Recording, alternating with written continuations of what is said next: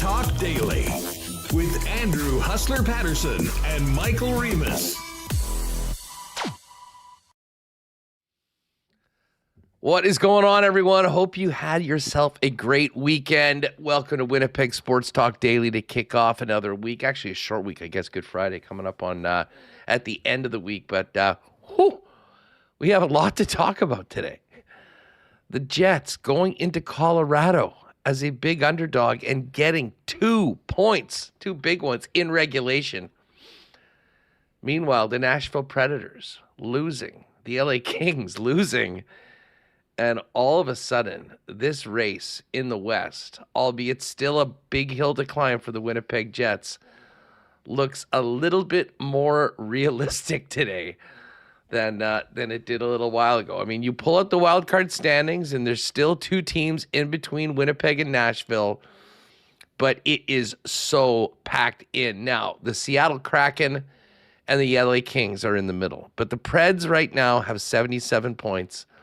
They lost last night to the Tampa Bay Lightning. They have played 74 games, so the Jets have a game in hand on Nashville, who don't play again until Thursday against the LA Kings.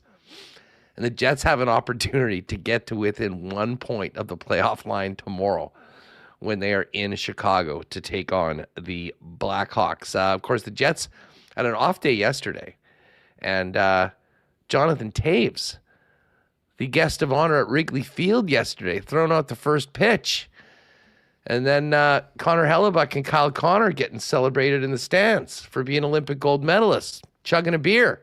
Seemed like the guys had the vibe seemed to be good around the team coming out of that win against the Colorado Avalanche. So we'll break down Saturday's game. We'll spend a lot of time looking around the wild card race. John Shannon is going to join us coming up first. And we'll also talk about the other seismic news in the National Hockey League. Bruce Cassidy fired by the Vegas Golden Knights, and Torts is back behind an NHL bench. He has been hired, albeit on an interim basis, for the last 8 games of the season and the playoffs for the Vegas Golden Knights. So there is a ton to talk about hockey-wise. Tonight, few key games come scoreboard watching. Not as much for the West, but there is the revenge game. The Anaheim Ducks hosting the Toronto Maple Leafs. First time that they're playing since the Austin Matthews injury. Radko Gudas, despite being injured, has said he will play. So there should be some fireworks in that one. So we'll get to everything else happening. It was a great weekend for the Blue Jays, who started off perfect, sweeping the Athletics at home. We'll touch on that. And, of course, a big retirement of one of the all-time favorite Winnipeg Blue Bombers, amongst other stories that we'll hit on the program. But just before we bring in Michael Remis, a shout-out to everyone in chat, particularly our guy Dallas, who's tuning in live from Japan right now. I imagine that's in the middle of the night. Hope the trip's going great. Get out to a Japanese baseball game, Dallas. I want to get some... He said he's going to Oryx Buffaloes, I think. Beautiful, beautiful. Throw some pics in the Discord on that. And, of course, I do want to thank all our sponsors that make the show happen each and every day. We do have one more WST game of the month. And the way things are going, this could be a big one for both teams. The Philadelphia Flyers are on a roll. They've found their way back into the East race. April 11th, Saturday night, Jets Flyers. Go to winnipegjets.com/WST to grab your tickets. Also want to thank our friends at, of course, Coolbet Canada, Princess Auto, Chud's Power Sports, Clean Line Plumbing, Heating and Electrical, Manitoba Battery, Aikens Lake Wilderness Lodge, Breezy Bend, Royal Sports, Boston Pizza, Little Brown Jug, Uptown Alley, Rolly's Transfer, St. Vital Dental Center, and the Manitoba Building Trades and Manitoba Federation of Labor. Of course, we will get to a why not question of the day for Not Autocorp at Waverly and McGillivray, and I think you know what topic that's going to be on coming out of the weekend. Remis, what's up? How was your weekend? Yeah, pretty good. Nice weather out there, and enjoyed the Jets game, enjoying MLB opening day. It's getting a little warmer. I can switch to my warmer jacket, but then, my lighter jacket, but then put back on the heavy winter one today. So I'm not complaining about the weather right now overall, but I will point out that normally we are in a very different situation right now. Like, like these daytime highs are like -2. This is BS right now. I mean, we should be 8, 9, 10 every day. The snow should be gone. But whatever. I talked to Corey Breezy. He said that this is bad right now, but they still are looking to open in a few weeks at the end of April. So let's just get this melt going on. I will say people are in a much better mood, I think, for the most part around here, Reem, because for a lot of people, myself included, that thought that any interest in the playoff race might be done by now. The Jets go in and prove a lot of doubters wrong with a big-time win in Colorado on Saturday night, combined with the Preds losing, the Kings losing, the Predators losing again last night. And as insane as it is to say, this team could be within 1 point of the playoff line with a win tomorrow in Chicago. It's funny. I think Mike McIntyre was joking in the press box on Tuesday, or I think it was Tuesday's game, that he was writing, his third or fourth, the Jets' playoff hopes are done. We can put an end to it. And here they come on Saturday with the win against Colorado. So it was after Thursday's game. We thought, here they're done. You're never going to go into Colorado and get 2 points. They're one of the top home teams in the league. But what a performance it was, going to the net. Gabriel Velarde setting career highs. Cole Koepke providing some secondary scoring. And how about Cole Perfetti as well? So, yes, looking at the standings, and, I was like, the Jets win. And you're watching the standings on Saturday. Nashville's losing, L.A. Losing. And the team, no one seems to want to grab hold. And here are the Jets, a chance to again come within 1 point. But how Jets 2025-26 season would it be if, you go into Colorado and get a win and then go into Chicago and lay an egg like they did earlier this year on Jonathan Taves night? And last time they played Chicago and Winnipeg, they had to, score a last-minute goal. And they sleptwalked through 55 minutes of the game. Yeah. Scored with 30 seconds left and then won in OT. Won in overtime. So yeah. We'll have to see. I think one thing's for sure. If they did sneak in, maybe a little confidence going up against Colorado. Now, I think playoff Colorado is different than regular season, but they've played them pretty well so far. And, maybe it would get people to believe rather than, hey, whoever plays Colorado round one is just going to get stomped. Oh, I guarantee you, if somehow, some way, the Jets win 7 or 8 of their remaining 9 games. Yeah, it's a tall task. And make the playoffs based on that and recent results against the Avalanche, people would be all in. I mean, you would listen, recency bias is everything. And there is an element, like October, all those points count. But the way you were playing before Christmas, as long as you get in, has no bearing on the playoffs.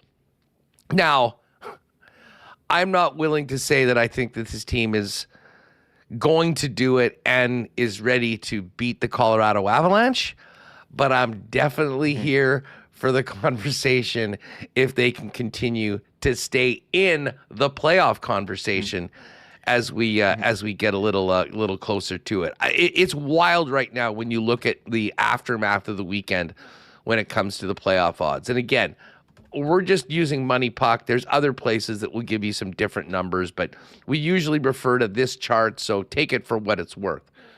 The wild thing is that all of the teams in the race, the Kings, Seattle, Nashville, Sharks, Blues, Winnipeg, every one of those teams has lower odds to make the playoffs than the Detroit Red Wings, who are out. Even Philly has better odds to make the playoffs than Seattle, Nashville, Sharks, St. Louis, or Winnipeg. But as of today, doing this program, Money Puck has the Kings at 35%. They have 2 head-to-head games against Nashville. It's also because they have the easiest schedule. They've got Calgary, who has not been a pushover. Vancouver has, though. 2 more games against Vancouver is big. Seattle's at 25.6%. Nashville, with their 3 straight losses in regulation, has dropped to 21.3%. The Sharks, who've only played 71 games and visit the Jets in the final game of the season here at Canada Life Center, have 18%. Out of nowhere, the St. Louis Blues have 12.7%, and the Jets at 10.6%. Now, the thing about it is the Jets are now close enough with the rest of these teams is that these numbers are incredibly volatile, Reem. And for instance, like just looking ahead to tomorrow's games in the NHL, if the Jets were to beat the Chicago Blackhawks, who else in this run is playing tomorrow night? And the Kraken were to lose to the Oilers, I think that's the only part of the group that is in it, you would see the Jets go up probably significantly and Seattle move down quite a bit. Big game. So, yeah, there you go. It's up to 15.1% if they can win in regulation tomorrow. And the thing is, we can't even focus just on Seattle because of how packed everybody is right now. But, I mean, you've got 4 teams within, 5 teams within, 6 teams within 4 points of each other. Now, the Jets, unfortunately, are at the bottom of the totem pole as far as playoff odds, but a lot of that doesn't really mean much once you get there. So, I don't know, Reem. I did not expect to be having this conversation on Monday on WST, but I guess I'll have to throw out the why not question of the day to everybody in the chat. Has your feelings about a potential run at the end of the season in a playoff spot changed as of today, Monday, March 30th, 2026? What about you? You know, I think you look at the standings right now and you see, 3 points out, and you see, I think if they were to win and pull within 1, maybe, but they haven't been able to get over that hump. There's been a couple times where they've been 3 points out and they just haven't got the performance that they've needed. And there's a lot of teams chasing them. LA, as you mentioned, they're playing Vancouver, still playing them a couple times. Like, they got this easy schedule. They're on a big homestand right now too. So a very outside chance. So I'm not getting my hopes up or anything. Like, yeah, this is LA's homestand. St. Louis on Wednesday, Nashville Thursday, Toronto Saturday, Nashville Monday, Vancouver Thursday, and then Edmonton. So those teams are all either out of it. They're all out of the playoff spot right now, except for Edmonton. So we'll see how it goes. I think it's still unlikely. It's certainly within the realm of possibility. I don't think any of these teams are that great. Any of them could go on a winning streak or extend a losing streak. So let's see. Let's take it one game at a time, Huss. They need to win Tuesday and to go within 1 if they want to get into the playoffs. They need to win, but the thing is, they need to win probably almost every game or like get overtime losses. Yeah, and that's realistically, like my estimate today, based on the schedule, the Jets have 74 points. They have 9 games remaining. You probably have to win 8 of them. Yeah, that's like tough. To get to 90 points. Guess there's an outside chance that maybe it's like 88 or 89, which is wild. Calgary missed the playoffs last year with 96. I mean, there are teams right now that have 88 that are just clinging onto a playoff spot. I mean, Philly, Ottawa, Detroit are all at 86 points. And they might all miss the playoffs. So it is a very strange year. But quick, let's get to the game on Saturday night. Listen, this was a really impressive game for Winnipeg. I thought Hellebuck was really good. Their defensive structure And pace of the game I thought was really good. As I mentioned, heavily being locked in. But if you play well defensively, your goaltender steps up, this team has enough talent that they will be able to score goals. And that's what they did. I thought that Cole Perfetti was awesome. We'll get into more our talk about kind of the toughness of this team and the DNA of it. Really impressed with Perfetti and just the fight that he showed in that game on Saturday night. And that's something the Jets are going to absolutely have to have as these games ramp up in intensity and importance as we get close to it. Gabe Vilardi again, I mean, what a season he's having. A goal and an assist. And Cole Koepke, Remo, Cole Koepke is a guy that does not get a ton of credit. I mean, when we talk about the top players on this team, but, man, he'd been a huge role on the PK earlier. And last week, I guess we were talking about him after Scheifele got the Gordie Howe hat trick. He was the one that got the leather jacket. Man, just using that speed. Huge goal early in the second period to get the Jets up. And then, you know what? Colorado tied it, but they hung in there, played a relatively even third period, and made the most of an opportunity with Cole Perfetti getting that goal in the third, and then an empty netter, and that did it. And all of a sudden, the Jets had won and got to watch the scoreboard, not thinking that they'd missed an opportunity, but in fact were putting the pressure on LA and Nashville. Yeah, and a couple line changes on Saturday from the Jets, and they just had an optional today, so I don't know how it's going to go tomorrow. They called up Parker Ford and Danny Zhilkin, who were in on the fourth line with Isaac Rosen. Cole Koepke moved up to the third line with Jonathan Taves and Brad Lambert. And, man, Cole Koepke's speed on that goal, splitting the D, going in and faking out the Avalanche goaltender with, I guess he maybe did it on purpose, maybe whiffed on that goal. But either way, it ended up in the back of the net. And Jonathan Taves as well, going to the front of the net, getting a stick on the puck. There was a goalie interference review, and it went in the Jets' favor. Seemingly no one really ever has any idea how these are going to go. No. They got one there. And as you mentioned, when it looked like, well, the season's on the line, Cole Perfetti, with a great one to put the Jets ahead. So they are still alive. It was how you want to play in Colorado. Connor Hellebuck's been solid. The defense hasn't, they did shuffle up the lines us on defense, moving Elias Salamonson to the third pair with Jacob Bryson, Hayden Fleury coming out, and they played the type of game that they needed, and we'll have to replicate that one tomorrow night in Chicago. Yeah, I mean, listen, I think people know my take on this. I don't love having Salamonson playing on the third pairing. I think he's been so good. I'd love to see him getting the more minutes, but I will say this. I've been critical of Dylan DeMello at times, and I think he's had sort of up and down moments, part of the reason why he found himself on that third pairing. He and Morrissey had a very, very good game. Like, that pairing looked like them at their best of last season.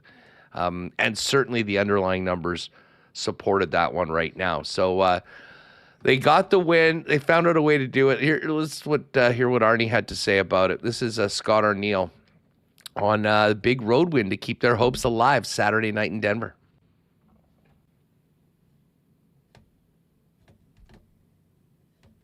That was a gutsy team effort. That was everybody blocking shots, getting them their noses in there into the battles. That's a heck of a hockey team over there. We tried to really do a job of taking away their rush game, that offensive attack game that they have, and there was times where we got stuck in our end, but it was that bend don't break mentality. But more than anything, I thought that everybody found a way to play a little part in that game.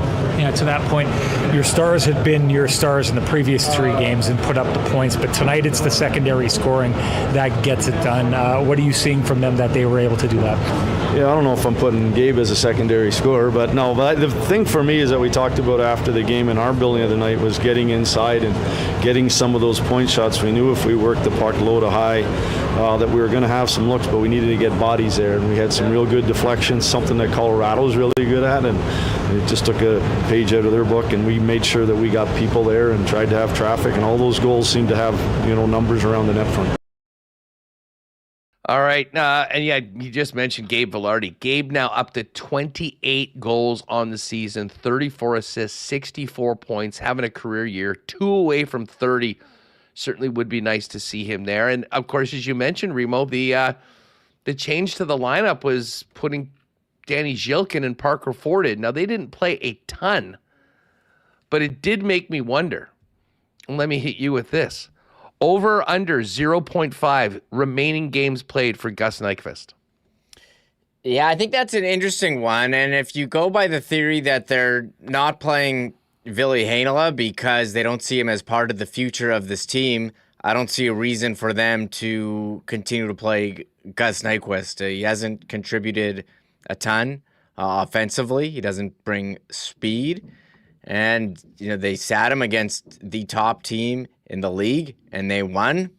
I don't know why you would bring him back in at this point. So I'm going to say, I think I'll say over. I think he'll probably get a game, but, maybe it won't be every game. I'd be surprised if that lineup changed, moving forward. And then the thing is, then if they figured that they're out. Yeah, then he's for sure not playing. Yeah, that's a good point too. Then, anyways. Like the next game they lose, they're probably done. The way that it's going, as you said, they need to win just about every game here. So, yeah, you're probably right. It's probably maybe it's one or two. Like injuries, you never know. But looking low, Huss, I think. Speaking of the call-ups, here's what Arnie had to say on Zhilkin and Ford, who got into the lineup on Saturday.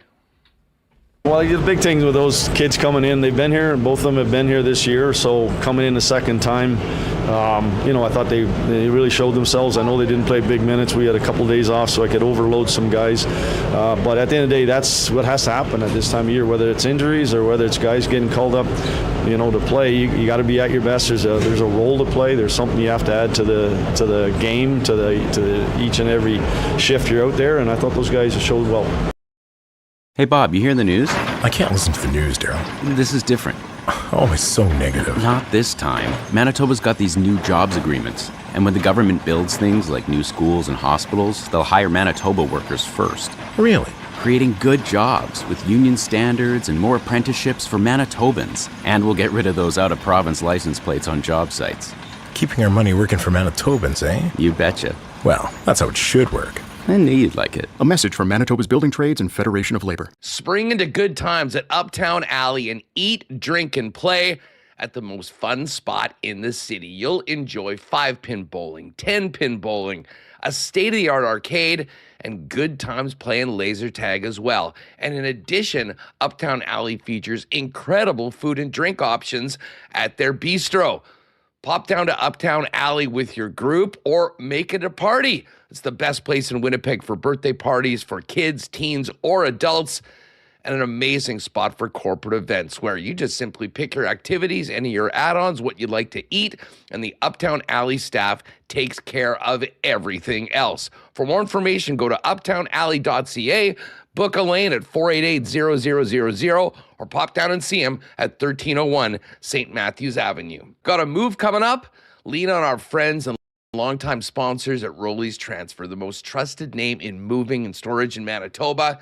Now into their 7th decade with over 60 years of experience, family owned and operated. Head over to their website at rollys.com to find out all about their services serving Winnipeg and southern Manitoba. In the top right corner, you can click on Request an Estimate. Use the promo code WST for a special discount on moving services and moving supplies, and then simply let them know when you're moving, where you're moving to, and what needs to be moved. And the friendly staff at Rolly's will turn it around quickly and get you a great quote to get you locked in for the white glove treatment that they've been famous for now for over 60 years in Winnipeg. For all your moving needs, make it Rolly's Transfer, the most trusted name in the game. Find out more and request an estimate today on your next move at rollys.com. Has it been a minute since you've been to the dentist? If it is, our pal Doc Harry and the wonderful staff at St. Vital Dental Center would love to see you. They've been taking care of generations of Winnipeggers and Manitobans in St. Vital for years, and have now moved into a beautiful new facility at 167 St. Anne's with state-of-the-art equipment and convenient free parking right behind the building. They'll handle customers and clients from 6 months to 99 plus with a full array of dental services, from cleanings and checkups to surgeries like dental implants. Dr. Terry and the gang can absolutely do it all. We'll do it with a smile on their face and make your smile look even better than it's ever been. Go to stvitaldental.ca online to make an appointment. Pop into St. Vital Dental, get that girl taken care of, and tell them the boys at Winnipeg Sports Talk sent you. All right, good stuff. We are going to have Jeff Hamilton jump on later on. Connor's going to join us, and we'll kick around the Jets at Wrigley yesterday, and a lot of baseball talk from the weekend. Great start for the Blue Jays. But we're going to dive into the Jets and, of course, the big story in the NHL out of Vegas yesterday with John Shannon in just a minute. This segment is brought to you by your Prairie Toyota dealers. Looking to dominate off the ice as much as your team does on it? Check out the Toyota Tacoma. Its standard I-Force engine boasts an impressive towing capacity of up to 6,400 pounds. In fact, it's the most powerful Tacoma ever. So whether you're hauling gear to the rink or heading to an away game, you can tackle it with ease. And when it's time to load up, with available power liftgate, makes loading your gear in and out in a cinch. Experience power, capability, and convenience with the Toyota Tacoma. Visit shoptoyota.ca or visit your local Prairie Toyota dealer during Red Tag Days from March through May. John Shannon, welcome back to the program. How was your weekend, my friend? Just another typical March weekend in the National Hockey League, Andrew. Nothing changes, right? Well, you know, it's funny. I'll be the first to admit I did not think we'd be having this conversation today on the program. But it is borderline bizarre how things have sort of shaken out over at least the last few days. I mean, a win in Colorado, which obviously the Jets were a big underdog in, combined with losses back-to-back by the Nashville Predators, the LA Kings. And, John, we wake up today, and this is essentially now, including the St. Louis Blues and the San Jose Sharks, a 6-horse race for the final playoff spot. And with the win tomorrow, if they're able to get 2 points in Chicago, the Jets could be 1 point back with even games played. Now, a lot of other teams to worry about as well, but things are getting crazy in this race, if you want to call it that, for the final wild card spot in the West. Or as Connor McDavid calls it, a pillow fight. Yeah, this is more like, it's like throw pillows or something. Like, we'll give the, like neck pillows from the airport. Well, I was one that did not give the Jets much of a chance. I still think that it's going to be a tough road. Particularly when Nashville and Los Angeles play 2 games against each other. So you know there's going to be at least 2 points going to someone ahead of the Jets. I'm not sure which one. And if the worst case scenario took place, a 3-point game in those two. So that's going to be a challenge. Then if you look at the Jets' schedule of who they play, is it more difficult than what that Nashville goes through or what LA goes through or St. Louis goes through? Because right now St. Louis is doing exactly what they did last year. Maybe they're playing catch up and they squeaked in last season, and you have to wonder if Jim Montgomery has some more magic in that wand in St. Louis again. You know, we were just looking at one of the models for the playoff odds right now. And what's really wild, John, is that, you know, with Nashville losing their last 3 games, like LA of the 6 teams has the best chances. It's only 35%. And that is really, I think, predicated on the fact that they have an easier schedule. They've got a couple games left with Vancouver. Calgary's not an easy out right now. They're playing their asses off as they always do. But you've got LA, Seattle at 25, Nashville at 21, San Jose at 18, St. Louis at 12, the Jets close to 11. I mean, it is going to take, I think we can safely say if one of these teams wins 7 of their 8 remaining games, they're probably going to be in a playoff series. It's funny, before the weekend, I had suggested to Kelly Moore that the Jets had to go 9-1, which they still can, and Nashville was going to go 7-3. Now, they've lost 2 of those games in the 7-3, so they have to go 7-1, and that's going to be a challenge. It's truly amazing what has happened in the West. There's a great race in the East. This is the greatest argument, Andrew, for all of us in and around the game that suggests we don't need a play-in tournament. We don't need to allow 20 teams into the postseason, because we've got a 6-week play-in tournament from the Olympics to the end of the regular season. Well, my other favorite topic, John, and the hill that I will always die on and have been for over 10 years, is that all the games should be worth the same amount. They should all be 3-point games. And the one argument that the commissioner will say is, well, what are you talking about? Look how close everything is. Everyone is in it. And granted, that is true. The other side of it is that if you go on a run and you win games in regulation, especially against teams, the ability to make up ground increases significantly. There's going to be plenty of games, especially against teams in it that are in the opposite conferences. I think we're seeing it a little bit in the East right now because of how, you can't lose in regulation. If you lose in a shootout or something, you can live with that. You stay alive. But I would love to see a model and what it would do to the final couple minutes of games if we went to 3 points. But where we are right now is pretty fun, at least on a nightly basis, for these teams, the have-nots right now in the West that are all trying to squeeze in and join that top 7, or the East right now, which nightly, and it's changed so much. I mean, you look at the weekend that Columbus had. I mean, they gave up a goal in the last 90 seconds to lose to the Sharks in regulation, and then blow a 3-0 lead in the third period, give up a goal with 11 seconds left, don't get the second point, and they finish up a weekend that they felt they should have had 4 points with 1. I mean, your lot in life can change very quickly with the turn of 1 or 2 results. It's amazing how that works. And, by the way, I'm looking forward to seeing the Jets in Columbus, too. When you talk about teams going east versus west. And your whole point is really, really key when you look at Nashville's schedule. Nashville only now plays Western Conference teams.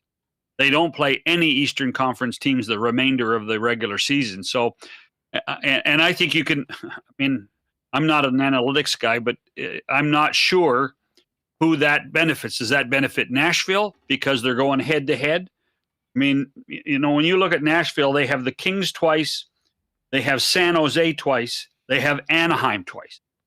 So they can control their own fates. They had a bad week end against 2 Eastern Conference teams, Montreal and Tampa. They had a bad weekend, and that's going to put them in tough. But in many ways, I think if Andrew Burnett walks in that room and says, "Boys, we control our own fate because we can win against Western Conference teams," then we have a good chance of advancing. And then you look at the Jets.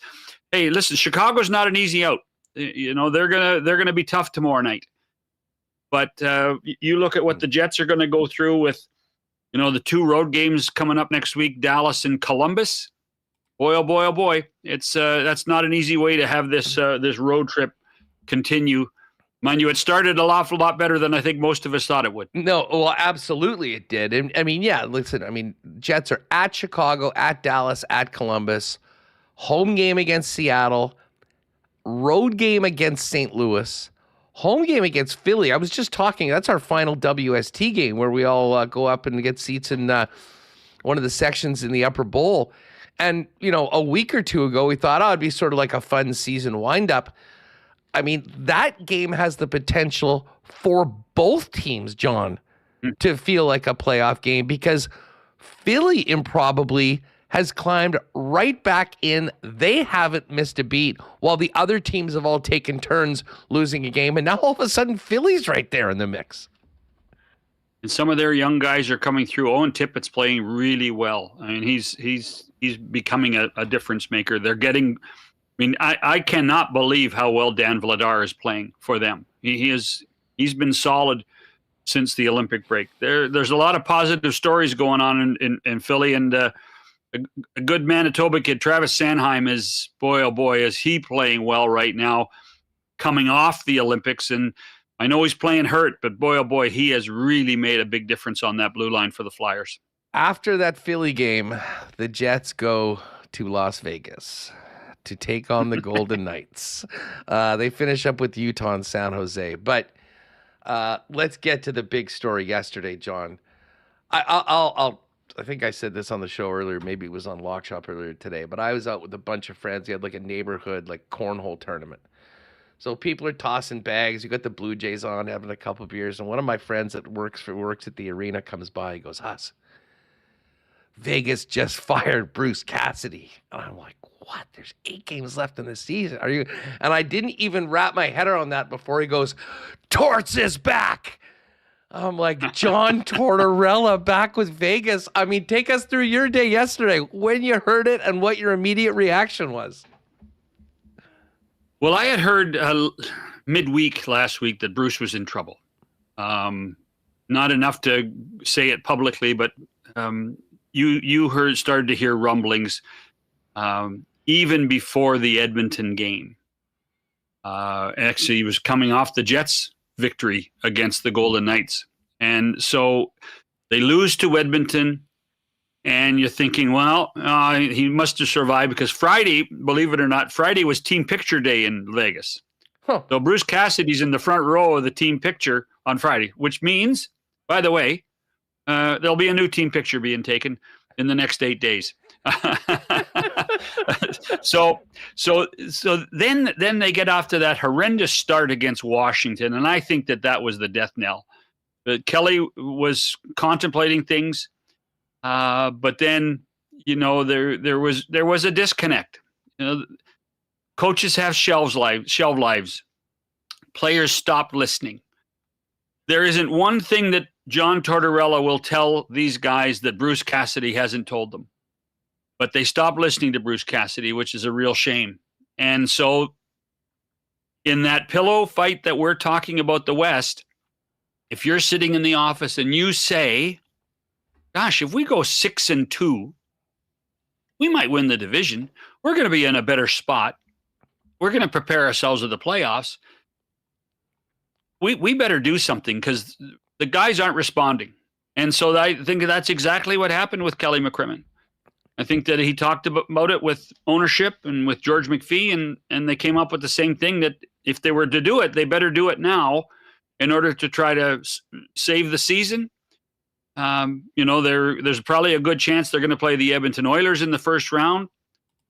There's no way right now, the way the team has played up until this point, that they were going to beat the Edmonton Oilers. There's no way. And this gives them, I think they feel this gives them the coach's bump, the Tortorella bump, we can call it, a chance to advance past the first round. And they believe they're a Stanley Cup contender still. Yeah, I mean, just your thoughts on Torts being the guy to come in. I mean, we all know that he's brash, he's colorful, he is a hard ass, he expects the most. He's also a guy that has a lot of compassion, if you hear from some players that have played with him before. But it's such a unique situation coming in with 8 games left without a contract for next year going into the playoffs. Well, John doesn't need the money. This is where passion and compassion and intensity and the will to coach comes into play. John is fully confident in his abilities. I'm sure that he thinks, well, if I do the job I know I can do, they'll hire me for the long term. They'll give me a contract in the summer. Not any different, Andrew, really, than what Rick Bowness is thinking in Columbus. And in many ways, I suspect both guys being as successful as they can be, It will be their decision whether they want to continue coaching. And I do think that John Tortorella, who believes he was born to coach, will coach, wants to coach, will coach until, they drag him out tied to a back of a tractor trailer. And so from that perspective, I believe in myself. I'll prove it, and I'll give it a chance. Because John Tortorella knows how good this roster is well. John Tortorella knows the talent that exists on this team. And so if he can turn that around quickly, with just being a different voice, then it looks like a genius move. I'll be honest. When I look at this Vegas team, and maybe not, as much, Mitch Marner doesn't sound like a prototypical Torts guy, but when you look at the way that they've built that team, Torts does seem like there could actually be a pretty good fit in them. I think he's going to love some of the players that he's got on that team, like Mark Stone and Barbashev, and and even like a Brett Howden that plays with a bit of an edge, that has speed to his game. I do wonder though, when we're going to see them. I believe tomorrow is their first game. Yeah, they've got. Oh no, it's actually tonight. They've got the Canucks. It's a late game tonight. Coming right in, and I would in fact be surprised if we didn't see a much better version of the Golden Knights, which is sort of crazy because Bruce Cassidy, I think, without question, is one of the best coaches in the National Hockey League. And as my friend Gary told me earlier when I said, hey, there's a lot of people that should be very thankful to Bruce Cassidy despite what's happened, because a lot of them have Stanley Cup rings, and he was a very, very big part of winning that championship. He was. And when everybody talks about, well, the timing is strange. Vancouver, Calgary, Edmonton, Vancouver, Seattle, Colorado, Winnipeg, Seattle. It's not unreasonable to think that they can go on a bit of a streak with this schedule. I mean, Edmonton's a tough game. Colorado's a tough game. By the time they play the Jets may be out of it. And I think Seattle is done, and they play them twice. So and they play Vancouver twice. This is a pretty nice setup for a coach to come into and take over. And you do wonder about relationships. John Tortorella was a really big part of Mike Sullivan's staff in Italy. And what was his relationship with Jack Eichel? Mm-hmm. What was his relationship with Noah Hannafin? So from that perspective, there are people that know him a bit, not a lot, a bit, and understand him. You're right about stars enjoying him. One story I remember when I was doing Sportsnet's work, and I was in Columbus when John was the coach there. And it was a Canuck game. And the Canucks had come in early the day before. And Daniel and Henrik Sedin, who were still playing, walked over on an off day to have coffee with John Tortorella because they loved and respected him that much, just to say hello and touch base. And John Tortorella was only there a year, but he can be impactful. His attention to detail is outstanding. Where people don't understand John Tortorella is, well, he gets harsh quickly. Well, as someone who has been judged like that myself every once in a while, my answer is to say, well, how many times do I have to tell you to do it right before I get mad? Is it 2? Is it 3? If you tell me I have to tell you something 10 times before you'll understand it, I will tell you 10 times. But these guys are professional athletes. They're supposed to pay attention. They're supposed to learn. He is delivering all this information to you on a platter in very short video snippets. If you don't know it by the 4th or 5th time, and you're not paying attention to what he says, then I think the coach has every right to be a little impatient. I really do. And that's when John Tortorella got impatient, because all he wants you to do is what he would ask of himself in that situation. So it will be fun to watch. It will be fun to watch. I fully suspect that there will be a bump with this club, and it will be led by by Jack. It'll be led by Mark Stone. It will have to be led a bit by Mitch Marner, who, I think overall people inside the organization have said positive things, but I think that people would admit that Marner's contributions have been a bit of a disappointment this year. Not what was expected, certainly not what he was with the Maple Leafs, but it's a different system. And then you have to appreciate that. And it's a different environment for Mitch. So John Tortorella might be the right guy at the right time for the right organization. You mentioned Jack Eichel and obviously him working with Sullivan and being there. Would Kelly, I mean, they lifers in hockey. So, I mean, they know a lot of these guys. They'd be very familiar with John and what he's done. But in a situation like this, would the general manager ever pull Jack Eichel aside, their franchise player, and say, hey, what do you think about this? Or would this come as a shock to everybody in the room, even a Jack Eichel? I don't know. I really don't. I think there's I think Kelly, the way Kelly runs things, there's a bit of a delineation between players and coaches and players and managers and coaches and managers. At the same time, I truly believe that Kelly McCrimmon has a great sense of what is going on in his dressing room, knows the pulse of the dressing room.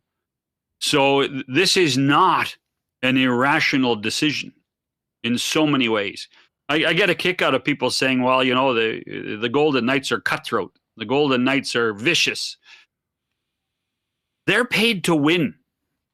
This is not a pension fund. This is something to go and win the Stanley Cup. Their owner wants to win the Stanley Cup. Bill Foley's not getting younger at 81.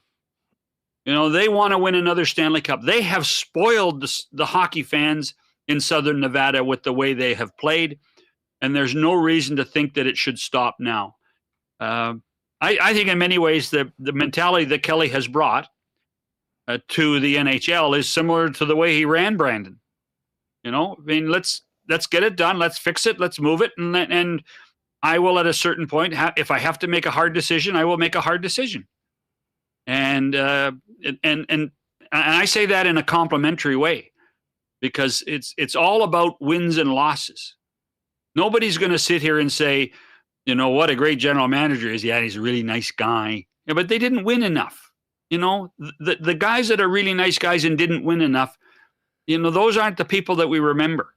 Hey, from your perspective, how different is that way of running an operation than the one we have here in Winnipeg, who is famously loyal and, certainly at some times has been criticized, fair or unfairly, for staying the course far longer, shall we say, than most other organizations would be? Yeah, it is different.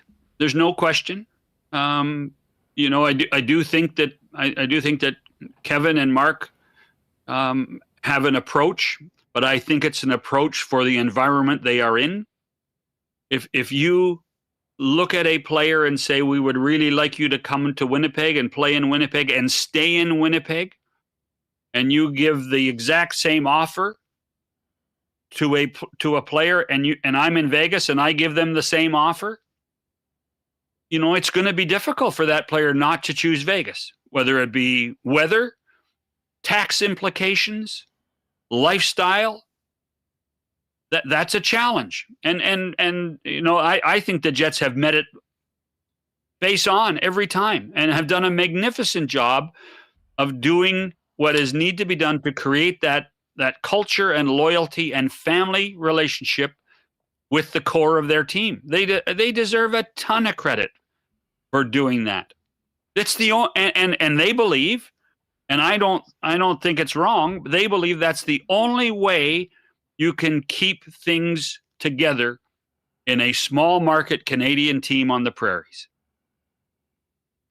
That's a challenge. Yeah, no, listen, there is absolutely no doubt that they're dealing with a very different deck, shall we say, than what's happening in Vegas. Just before we go, where are you at on the Oilers right now? They seem to be, incredibly, that's only their second 3-game winning streak of the year.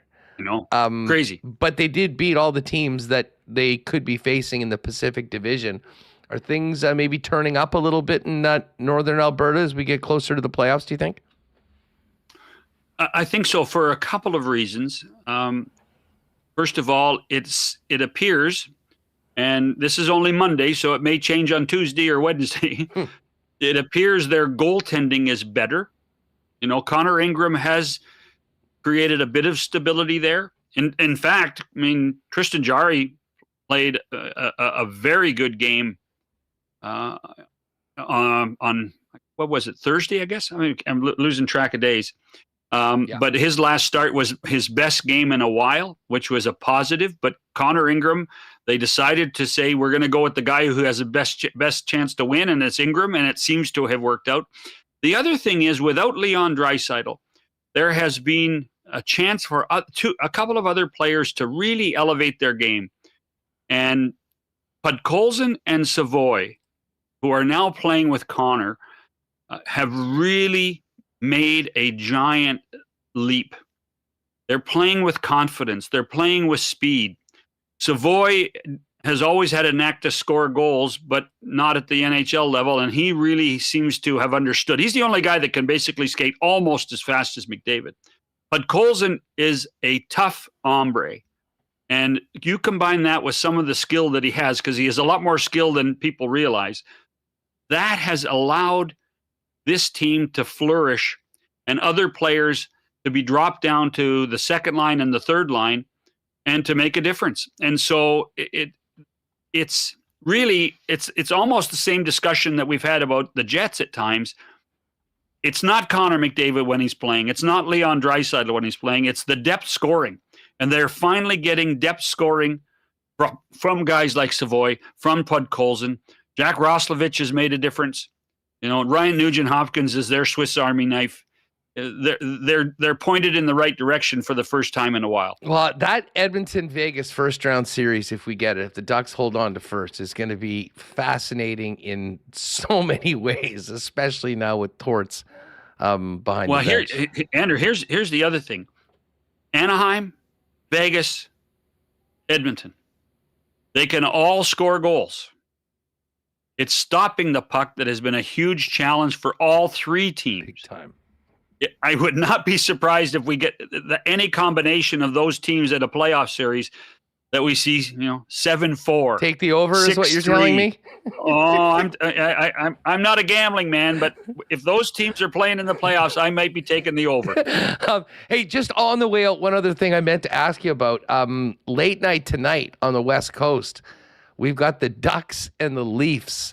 What are you expecting from this game? So much has been made about the Leafs' response or lack thereof when these teams played earlier. Gudas is injured, but said that he is going to play in this game, feeling that he should be out there. I mean, what's going to happen when they drop the puck tonight, John? Well, good. This is my personal view. First of all, good for Radko Gudas. If he feels he has to man up and go out there, I certainly hope he doesn't go out there on one leg and then jeopardizes the way his team plays for the rest of the regular season and the postseason. If he does that, that's stupid. If it's just something that the doctors have told him you can't hurt it anymore and go play the game, then good on him to be up front. The question I have is, okay, great. Leafs are going to man up. Leafs are going to take who? Seriously, who is going to do it? No one has done it all season long for the Toronto Maple Leafs. No one. Why would you start now, other than the fanfare and all the kerfuffle that the media and the fans have created? Is this Matthew Nyes doing what Matthew Nyes? If I'm the Ducks, I'd love to have Matthew Nyes fight and be in the penalty box or do something silly.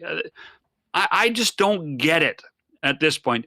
Gordie Howe used to wait years for retribution. Wait till next year and see what happens. Yeah, I guess they've got Pizzetta in the lineup. I mean, I know Domi and Nyes are able to throw him. It'll just be interesting if it's just a one-shot deal. It happens in the first period and that's it. Or whether the Leafs play, remember the third period of that game long afterwards? Yes. Then all of a sudden it was sort of like they've been embarrassed But into hold this. on. It was Easton Cowan. God bless Easton Cowan, but Easton Cowan, come on. He went after Zadorov my dog last is, week. my dog is bigger than Easton Cowan. Come on. Good for Easton Cowan. Fantastic. But that's not his job.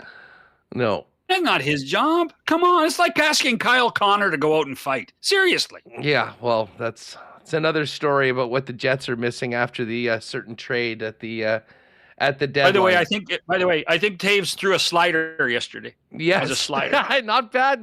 The boys having a fun on an off day. I'm sure the vibes were a lot better after that win on Saturday. John, thank you so much for doing this as always. Will we be hearing you tomorrow on the OB broadcast before Jets Hawks? You want to know the truth? I don't remember. Well, we'll tune it on anyways and hope that you're there. I'll check my email because Kelly's already decided. I just don't know whether I'm on the show or not. Hey, so. by the way, one other thing I wanted to mention and just get you to fill people in. You had Chevy on 100% hockey. We had a grumpy Kevin Cheval day off on Friday. He was really grumpy. But I don't blame them. They had played a great game against the Avalanche on Thursday night and then lost, and there was obviously the controversy of the goalie interference. But Kevin has always been good with us, and I think by the end of it, we had him smiling, and we saw another side of what he is and who he does, and why things work when they do in Winnipeg. It was good. He's always good with us. Check it out, folks. Podcast or on YouTube, 100% Hockey with Millard and Shannon. John, thanks as always. Have a great night. Cheers. Good stuff. There is John Shannon, and very interesting one with Chevy. So check that out. That's their latest from Friday at 100% Hockey. It is Hammer Time coming up in just a moment. Jeff Hamilton from the Winnipeg Free Press jumps on the program right after these on WST. Princess Auto is a proud sponsor of Winnipeg Sports Talk, in a lot of ways synonymous with Winnipeg. Headquartered here in the Peg, founded here in Winnipeg, and now serving Canadians coast to coast with the best deals on the most unique assortment of tools and equipment around. Everything you need to complete the projects on your list or start something new is at Princess Auto. So while we wait for the Bombers to kick off, get ready for spring. Those projects on your list with great deals throughout the month waiting for you at your local Princess Auto, Panet Road, Portage Avenue West in the city, out in Brandon. And you can always shop online 24 hours a day at princessauto.com. Spring is just around the corner, and our friends at Chud's Power Sports up in Gimli, Manitoba's power sports superstar, are ready to get this snow out of here. But before we do that, great end-of-season deals on sleds and snowmobiles that you can check out. But as we get excited for the snow to leave, great preseason deals on motorcycles of all brands, the best in ATVs and side-by-sides, not to mention golf carts for the summer up ahead as well. And it doesn't stop there. Amazing RV options for you to take advantage of the summer, and so many options when it comes to boats as well, in addition to outboard motors from Suzuki and Mercury. The best deals in town. That's how they've been in business as Manitoba's power sports superstore for 80 years.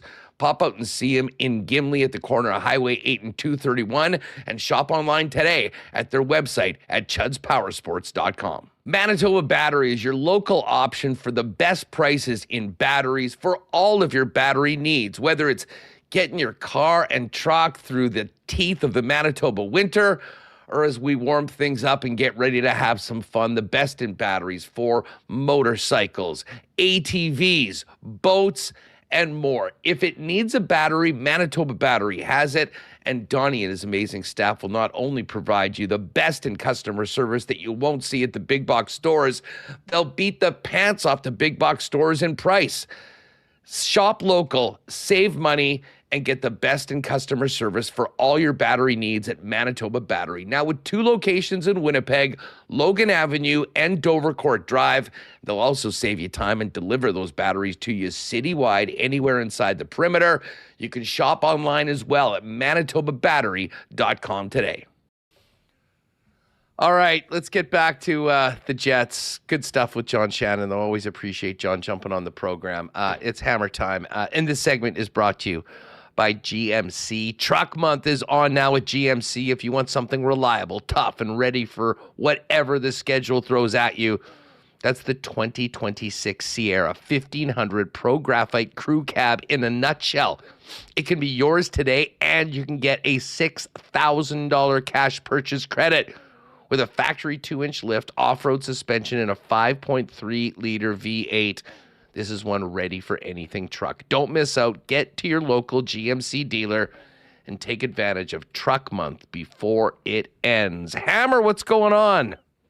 Not much, gentlemen. Just wrapped up another weekend in the calendar, and what an exciting week ahead here. Not just for, baseball's back. The Jets are back. And obviously lots of other stuff going on. So, yeah, looking forward to the hit and to the week ahead. Happy Monday. It is sort of bizarre that we come into today looking at these standings, despite the home loss last Thursday to the Colorado Avalanche, which did feel sort of like a final nail in the coffin. And the Jets with a win tomorrow in Chicago could be within 1 point of the Nashville Predators. Now, they have a lot of company. I mean, it is legitimately, there are 6 teams that feel that they have a chance to make the playoffs. But for a team that had been very close to being officially written off, if they hadn't been written off by a lot of people, you just go on the road against the number 1 team in hockey, beat them, and now find themselves right in the middle of these things, playing very meaningful games this week and potentially for the rest of the calendar. Yeah, and obviously you can give the Winnipeg Jets credit for, earning a tough victory against a Colorado team, obviously, that is up in, the top of the standings and all those things.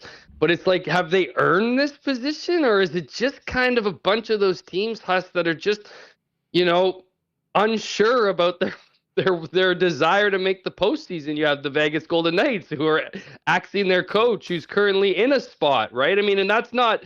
That move isn't being made to derail the season. That move is being made, hopefully, to save the season and go be a better team than they're going to be. So, I think it's exciting, Huss, but you're getting into territory here now where if you don't make the playoffs, it's like it's the fear that everybody who was thinking a month ago when they were writing this team off that would come to fruition, right? So it becomes this delicate line that, yeah, it'd be awesome if the Jets made the playoffs in a certain respect versus being 9th or 10th place. You do get that opportunity to have a whiteout in Winnipeg. You do get to bring some excitement. There's no doubt in my mind that, the ownership of the Winnipeg Jets, True North, would love it. Of course, it would be at least two gates revenues, right? And we all know how big the playoffs can be for teams and whatever. And for a team that wants to continue to make the playoffs, making a playoff in what would otherwise be viewed as a down year will not be viewed as a bad thing necessarily. But again, it goes back to that, what if they finish 9th or 10th place? And it's like you start ignoring the wins against Colorado, and you start looking at the losses to the Rangers and the Predators, and you start doing that kind of dance. So, personally, for me, I think it's exciting. I think I had a tweet out not too long ago saying, give up, Jets. You're cooked for the playoffs. I saw you might have even liked it there, Huss, with bring Tyrell Bauer up. I know he's banged up right now with the Moose. Get some excitement, get your licks in on some of these teams before they take out your entire, any more regulars here with Liberties and whatever, right? So, but here they are, alive and still very much involved into your, you've been saying on the show since you first started here, if they win this game against Chicago, they're back to being a point. But again, they got a lot of company here. And even if they do start sniffing that playoff line, it's going to be just as difficult to stay there as it is, to get near it. Yeah, listen, if they are going to make the playoffs, I mean, they're a 500 team, or I guess they're one game above 500 right now. If you're 500 for the entire year, you finish with 82 points. Every game above 500, you are 1 point over 82 at the end of the 82 game schedule. So like right now, if they went 500 for the rest of the year, they're going to be one game above. That's not going to get it done. Although incredibly, normally that would have you 15 points out of a playoff spot. Calgary missed last year with 96.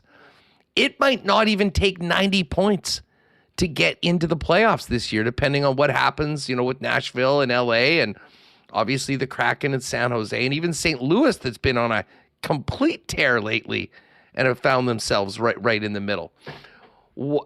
I think it's safe to say, though, with 9 games left on the calendar, if the Jets want to make the playoffs, they probably can afford to lose 1 game. And that would get them, if they went 8-1, that would get them to 90 points. Now, they're 1 game over 500 for 73 games. We're asking them to be 7 games over 500 in 9 games, or 8 games above 500, or 7 over 9 games. So it is a tall task. But I guess at the bottom line is credit to them for, winning the game and still being alive. And listen, thank you very much to the teams that have beaten Nashville and that beat the Kings on the weekend. And, it's very interesting. But I want to get back to what you were talking about, because we spent some time last week talking about the makeup of this team and, the team toughness, if you will, post Stanley and Shen. I spoke with Ken yesterday. I was still pissed off about what happened with Morgan Barron and in the game against Colorado on Thursday. And Ken thought that Adam Lowry would be fighting Josh Manson. That didn't happen. I'm gonna basically double down on the take from Friday in that Colton goes by and clips Hellebuck the way that he did. That's the second time in a week that someone's taken a liberty with our goaltender. I mean, you will recall, folks, if you watched the Pittsburgh game last week, that Sandberg barely touches Podkolzin. He goes in and cross-checks Hellebuck right in the neck. Didn't even get looked twice at. My fear is, even if this team wins the amount of games and is a hot team going into the playoffs, and again, Colorado, not the toughest team, but I just don't know how this team right now, as presently constructed, can play a playoff-style game with the aggression that it is going to take to win 1 game, never mind 4. So just your thoughts on that. I've been irked about it since the Pittsburgh game, to be honest with you, then the Colorado game, and then, I don't know, was I expecting Adam Lowry to go out and go after Manson on the first bit? No, and what does that even do? It's more a collective fight that you have to have as a team that isn't there, that does worry about me. Is this team ready for that sort of juice against, as I said, we've been watching these games in the East lately, and they've been absolute wars. Yeah, so I want to touch on one thing before we get into the physical toughness and whether the Jets kind of have that and what that means for, their immediate future here and into the playoffs or whatever. I think there's a lot of GMs outside of Winnipeg that are in that group of 6, we'll call it the group of death here, that kind of are understanding their teams aren't good enough.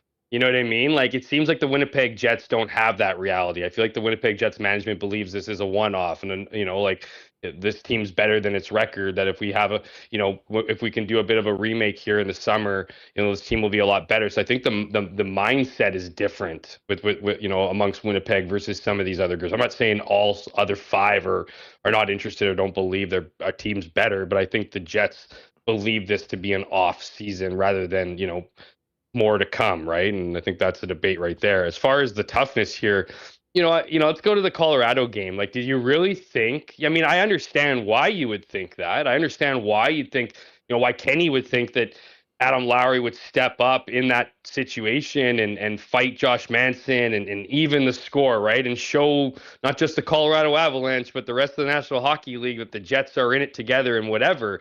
the reality is, I think that would have happened 100% if the Jets were in the playoffs.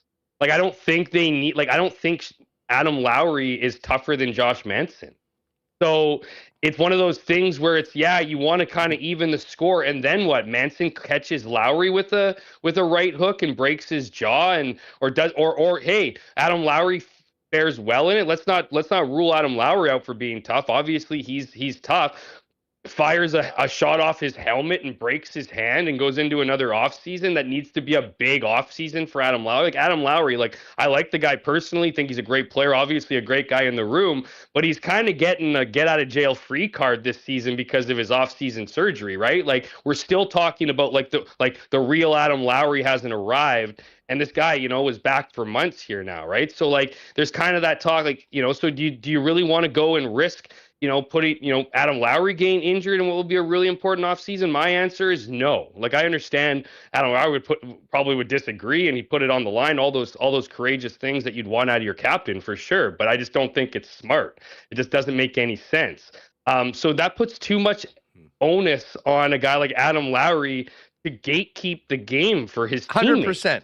And it's just and why would you, it's like almost sending out a sacrificial lamb. Like, if Adam Lowry gets his ass kicked, the Jets are in a worse situation than they were before puck drop as far as taking liberties. If you take out the one guy who could probably throw him right now, then what does that tell the rest of the bench of the opposing team? The Jets are a free-for-all. We just beat the crap out of your captain, and now we'll go for any one of you. And that's the biggest problem with the Jets right now, in my opinion, is that this is the thing. And you kind of need to, you need to have that nasty, and that game's only getting nastier. I almost feel like the Abs don't really see the Jets as a competition. I don't think they get up for those games. I don't think that they look at the Jets coming into their barn and be like, this is a playoff game. This team's going to push us. It almost feels like a night off for them. But when they play a team that, what they know they're going to, is going to compete against them, is going to bring that heavy game, they're going to match it. I think if you're a team playing against the Winnipeg Jets right now, you go right after them. You go right after Hellebuck, especially if you're a team who's fighting for a playoff spot. I'd almost welcome the Jets into that, because we're going to then you kind of force them to step up for each other. And I don't think that game is, that swapping penalties back and forth is going to work for Winnipeg. So I would be doing that to a lot of teams. In a way, it's exposed them. They haven't, I think it benefits Winnipeg that not every team is a tough team that wants to come in and push you around. But there are some teams like that exist. And certainly once you get to the playoffs, all of that, you see it every year, right? Those faster, teams like the Carolina Hurricanes, they can't seem to get over that hill, right? Because of physicality and those kind of things. So I think it's a super important part of it. And, and I guess that's the ultimate question here, Huss. If you do play playoff hockey here for the next, few weeks, and you do manage to, punch your ticket in, what is, it's just getting crazier. It's just getting more intense. I guess you can make the argument, if you're able to do that over the next few weeks here, maybe you're able to do it into the playoffs. But I do believe that playing playoff hockey weeks ahead of actual playoff hockey, we know how grueling it is to make it to the Stanley Cup, let alone win it. I think it puts the Jets in a really, really tough spot to push even harder. Getting that playoff spot will be like winning the Stanley Cup for the Jets. Getting the actual Stanley Cup, not going to rule it out for them, rule it out for anyone in this city, this province, but that's going to be they'll be selling movie rights to that one, Huss, if they can pull it off. Yeah, big time. I mean, it is there is a style of hockey that is right now in amongst certainly the playoff races in the East, the top teams in the East, the top teams in the Central. Not as much Colorado, to be honest, but I mean, can you imagine if the Jets had to play the Minnesota Wild in a playoff series right now? Yeah, believe. And listen, and the reason why I bring this up is that I mentioned Hellebuck. No one doing, and I mean, Podkol's in, people say, oh, maybe it was an accident or whatever. Listen, if that happens think of the guys that have won the MVP. If that happens to any of those guys with any of the other teams that they're on, accident or not, something's happening. There's certainly not, let's go back to the bench and check the replay and we'll see if there's anything to do it. And then that BS with Colton. Now, I do understand, and to be fair, that was a very tight game and a game that the Jets felt that they absolutely had to have. So to do anything stupid in a 2-2 game in the third period as mad as they were that there wasn't a call on that, probably not the best idea if you're really interested in winning games. But there will come a time, and it could be before the end of this playoff race, like when they play the Blues in a couple weeks, where things are going to be essentially the guys on this team that are going to need to really step up. And I want to give credit to one guy, and he's not a guy that's going to be fighting guys or anything, but Perfetti. And I thought Perfetti in that game really, and this went back to Thursday, he was getting into it with about half the Avalanche team, and they didn't seem to like what he was up to. He was doing it again on Thursday or on Saturday night, and sure enough, ended up scoring, believe the winner before Kyle Connor got the extra goal. So I just keep coming back to Rick Bowness, thinking about what he said at the start of becoming here. You take a run at one of us, you take a run at all of us. It's not about guys. John Cooper said it. You know, you don't have to go out there and fight, but you have to be prepared to. And we just haven't seen that right now from this team. And I think, like, if I'm Hellebuck, I'm kind of wondering, like, guys, like, what the hell? Back-to-back weeks that something like that's happened. And this is more a conversation really for the offseason because you can't change anything right now. And I know we'd love to see Bauer up here. I've been talking about this for 2 months. It's very clear that he's not healthy right now. He hasn't played in the last few games. He was in a ridiculous dust-up like a week ago Saturday. Came back to the game with something on his face and hasn't played since then. So, I mean, to be fair, he probably would be there and maybe we're having a different conversation. But I just think that there is a DNA of these teams that can compete for 2 months in the playoffs. And it is something that goes back to what Bones says. Everybody has to be all in. And guess what? There's going to be some uncomfortable situations, but it's a lot different when you got 5 guys running at a guy as opposed to Morgan Barron going, okay, that's it. All right, well, okay, Josh Manson, that was bullshit. You can't get away with that, and then ends up out for a week. Yeah, I mean, honestly, Huss, like, this is the time of season where I don't care if you're the top player on the team or the worst player on the team or whatever.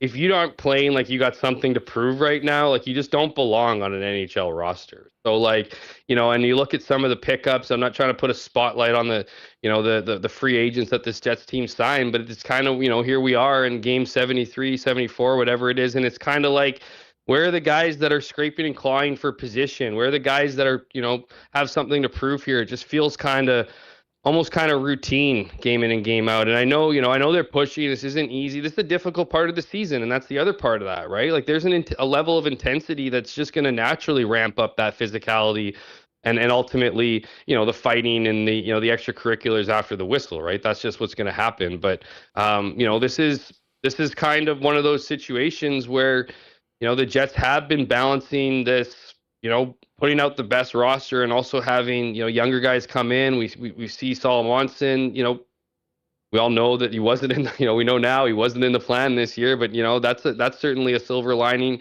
to a team who had high aspirations, right? Like, there's certain things I think you're going to continue to see out of this last stretch here. These are important games, right?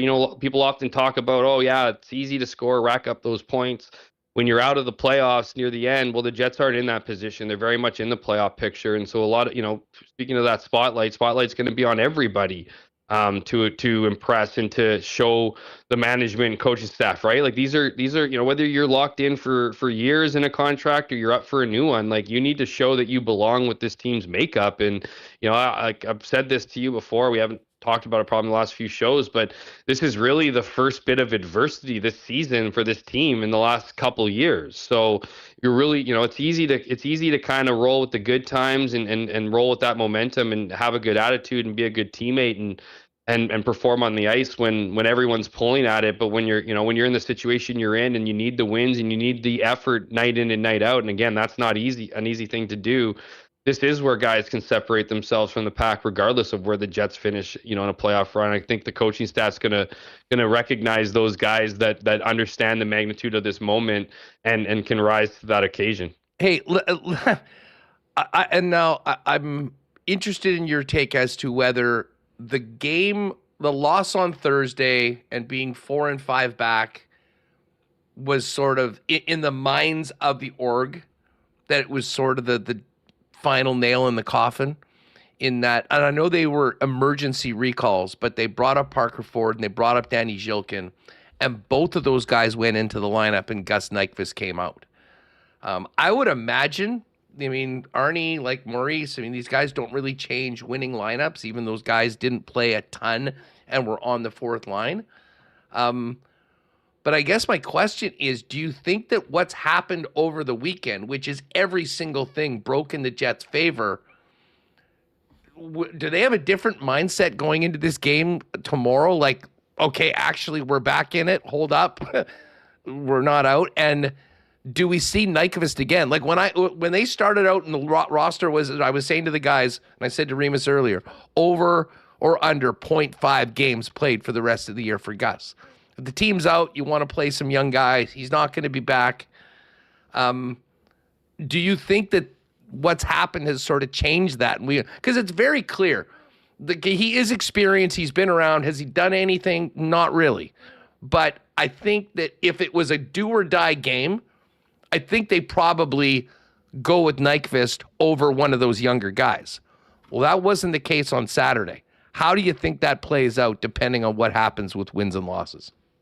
So it's I have this smirk here, Hus, because it's just a funny question. Are you suggesting, I think you are suggesting that, almost in a way the coaching staff felt like they weren't going to make the playoffs, so let's kind of start this next year thing, bring in some younger guys, inject them right away, right. So hey, it's time to play these young guys. We lost. I wouldn't disagree with that. I think there was, especially when you're looking at 10 games and 5 points, right? We know how difficult it is. I do think there's part of that, right? Especially when you look at these teams that they're hovering around, and a win can leapfrog a team or two, and a loss, can drop you down a team or two. I think you're kind of understanding that, okay, we don't really need to be playing this for 9th place potentially, and we look at the reality of the situation, and we do only have an X amount of games, and we do want to see these guys. So I think that plays to it. But I think that's a pretty easy decision, Hus, because of what you just said. Gustav Nyquist, and I hate to, keep beating this narrative and beating up on this guy, but he's done nothing this season. So it's you start asking yourself this question, okay, if we put in this guy, what are and we take out Gustav Nyquist, how much of a difference can we expect here? And I think as you get into game 73, 74, you have your answer that it's not going to be much. I don't think you're giving up by taking Gustav Nyquist out. You're probably, if anything, creating the least amount of damage from it, right? You're taking a guy who hasn't been able to muster in much, despite being a guy who you had in a shootout not too long ago, and a guy who is I don't even know, what's that technical position called, Hus, where you're the drop pass on the power play, you know what I mean? That's his role. Outside of that, he's not producing. So it's not if you put in a guy who's going to go balls to the wall and bring that effort and whatever, that's almost feels like you're getting just as much, maybe even more from that player. So I don't see, I understand what you're saying, and I don't disagree. I certainly think there's some logic to what you're suggesting, but I think it's one of those things where it's not a big deal if you do swap those two players out. And it's one of those things, well, if you lose, okay, we're back to, we can kind of continue that slide. Well, no one's really talking about us being in the playoffs anymore. It becomes a little bit more palpable to put in some of the younger guys. The hill's gotten a little bit bigger. And if you win, then you can put that lineup back in. And now you're feeding both beasts. You're looking towards the future, and you're getting victories, in this case, against the best team in the National Hockey League. So why wouldn't you keep those groups in? So I think I think the logic was what you're saying, and I think the added part of that logic is, to them at that point, it's a win-win. They either lose the game and they got to see a little bit more, and they're out of that conversation, and that playoff conversation, and they can continue to go down this path of development and next year or whatever, or they win because they put guys in who are going to bust their ass and be part of this machine to try to make a last-ditch effort for the playoffs, and you come out looking like a bit of a hero. So I think the damaging part in this, Hus, would be if they went back to Gustav Nyquist and went back to okay, now the games matter. We're going to put in a guy who, we haven't got results from, and take out, obviously small sample size, but, players who help contribute to a victory against a good team. That to me would just be kind of, backwards. Hey, listen, before we go, I just quickly want to touch on, we'll get into much more Bomber stuff. CFL 110's coming up.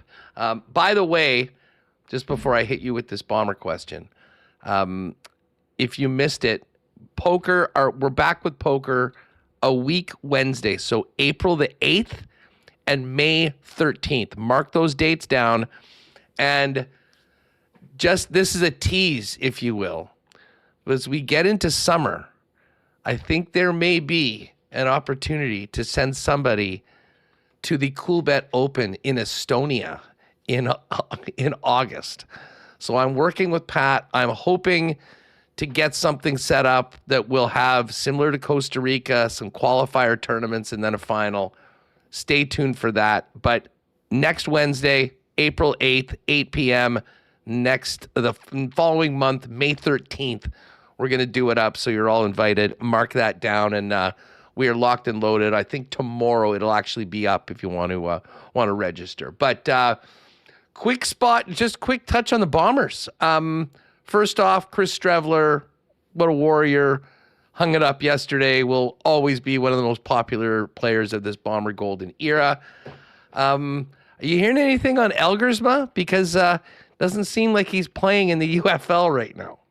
Yeah, so let's start with Elgersma. Just get through it.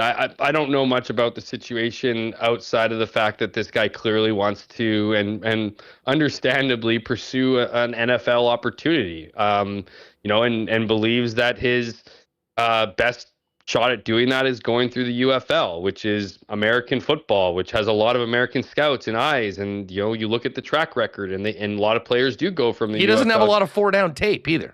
Exactly. So and he's gone through this whole NFL experience, right? With the Packers first and other teams and working out for clubs and being part of the combine or whatever, and was able to throw at that. So he's still riding this momentum. I find it bizarro, and I'll even throw this on the Bombers. Like to hear that Kyle Walters might be frustrated with Taylor Elgersma not being here, and fans honestly, this is the disconnect I have with hardcore CFL fans. I love the league, but anybody who is saying Taylor Elgersma is an idiot, not doing this and coming down and working behind Zach Collaros for a year and taking over the Bombers, just shut up.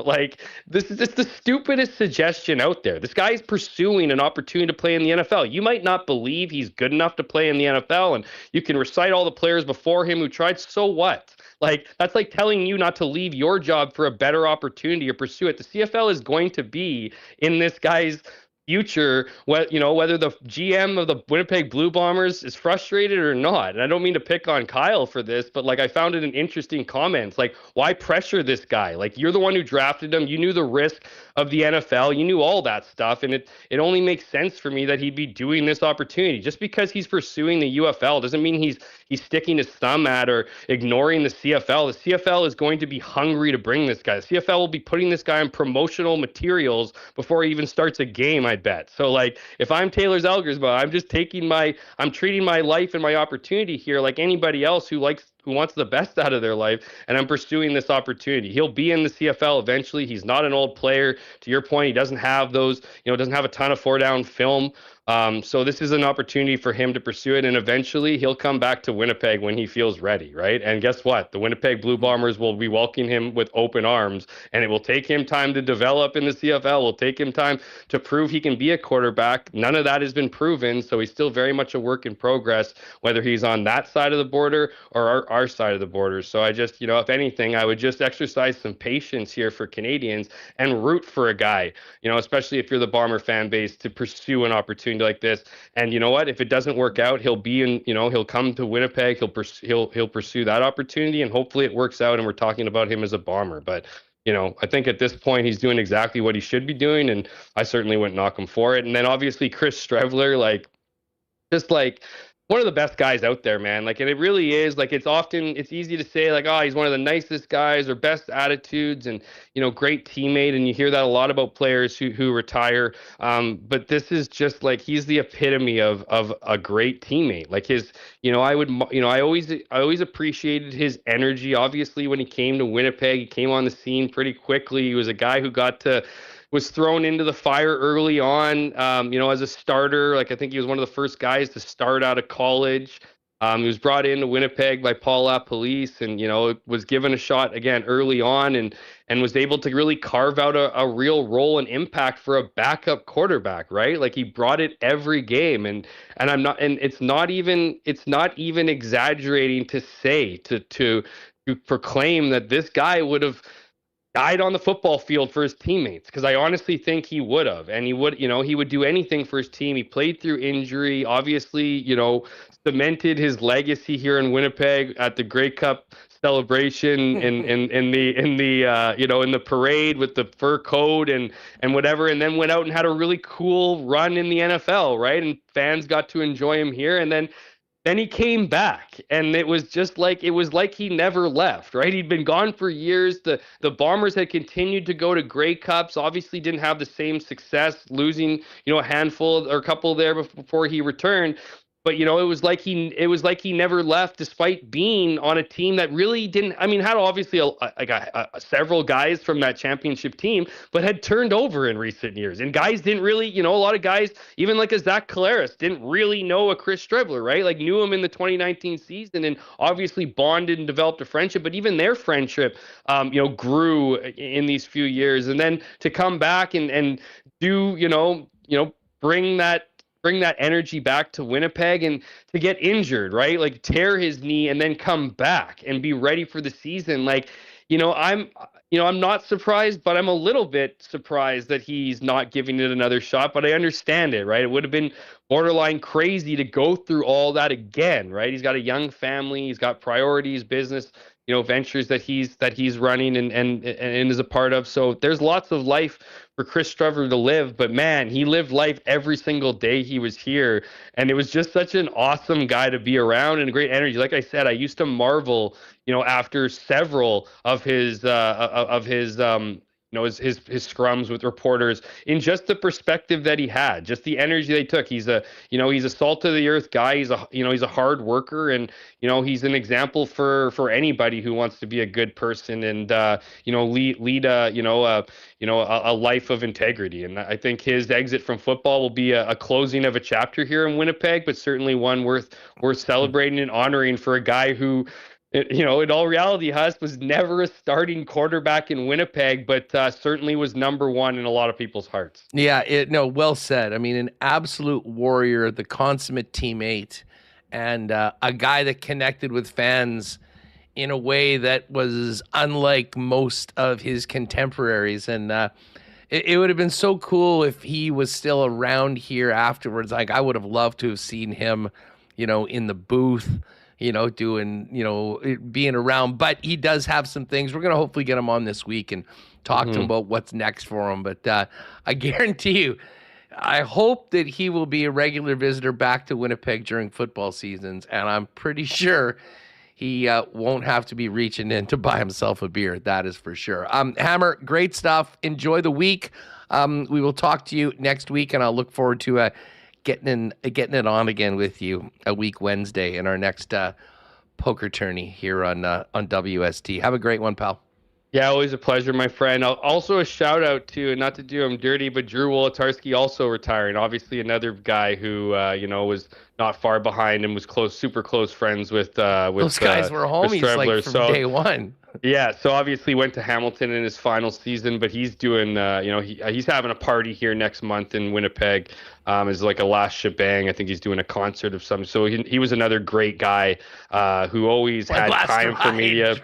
Yeah, it was always funny too, because like it was because those guys were media darlings, right? And when media darlings means like they just always had time for media. They never bailed on interviews, and very rarely would you catch them in a bad mood. You'd catch them sometimes, right? Like Chris Streveler was almost funny when he, like, and I don't mean that disrespectfully, but it was almost funny when he'd be upset in interviews, like after his injury or whatever, because it was just not uncharacteristic. It was nothing like him. And Drew, the same thing. He was so nice and so open with his perspectives and life in general that when he was kind of, pissy for lack of a better word, it was almost kind of funny because those guys just live life to the fullest. And the fact that they're best friends, it's no surprise at all. They would have simply bonded over loving life. So, two guys that, it's great that, you can look back on their careers and celebrate them, but also kind of sad at the same time that they'll no longer have their fingerprints all over the CFL. Yeah, that Drew Wolodarski one last ride. I can't get over how great this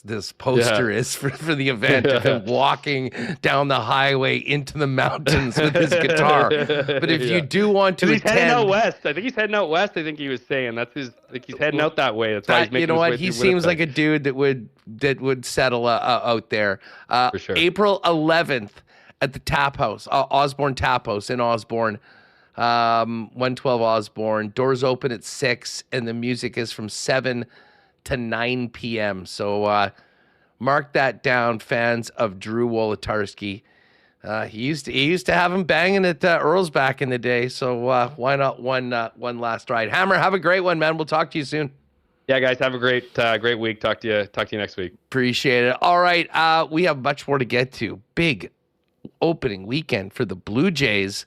And a massive slate tonight, both baseball with the Jays in action and the National Hockey League. Connor Rabchak's going to join us. We'll get to all of that coming up in just a moment here on WST. WST would like to thank our friends at Cleanline Plumbing, Heating, and Electrical for their support of Winnipeg Sports Talk throughout the Jet season.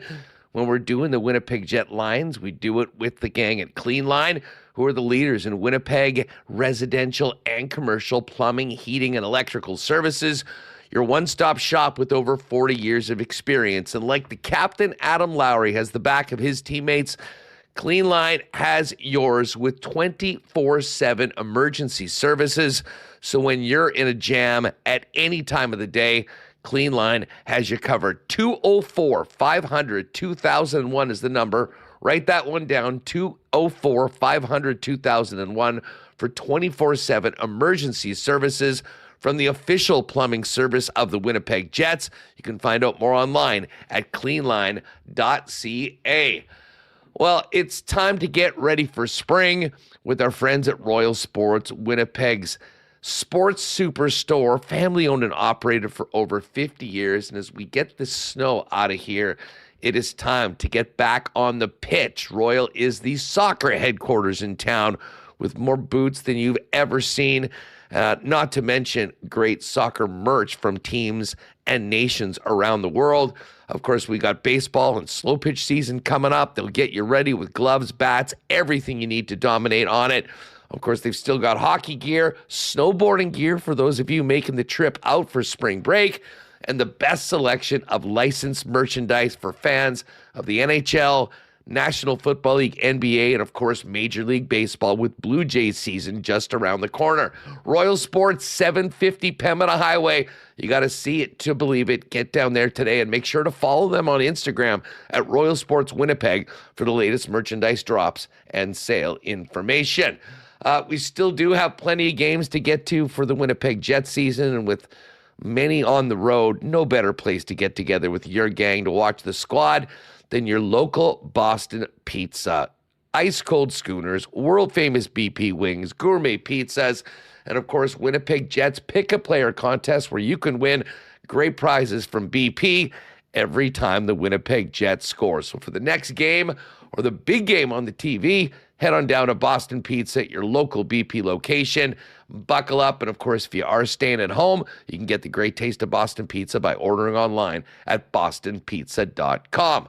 All right, much more to come on WST, but first, a big shout out to our friends at Winnipeg's favorite local brewery, Little Brown Jug. You train day in and day out, learning new techniques, approaching new concepts, and living out the thrill of achieving your goals. Building a craft beer is no different. While you spend your hours on the ice, we spend ours here, brewing our trademark beer. Again, again, and again. Here's to pushing the status quo and challenging ourselves to build something memorable. 1919 by Little Brown Jug.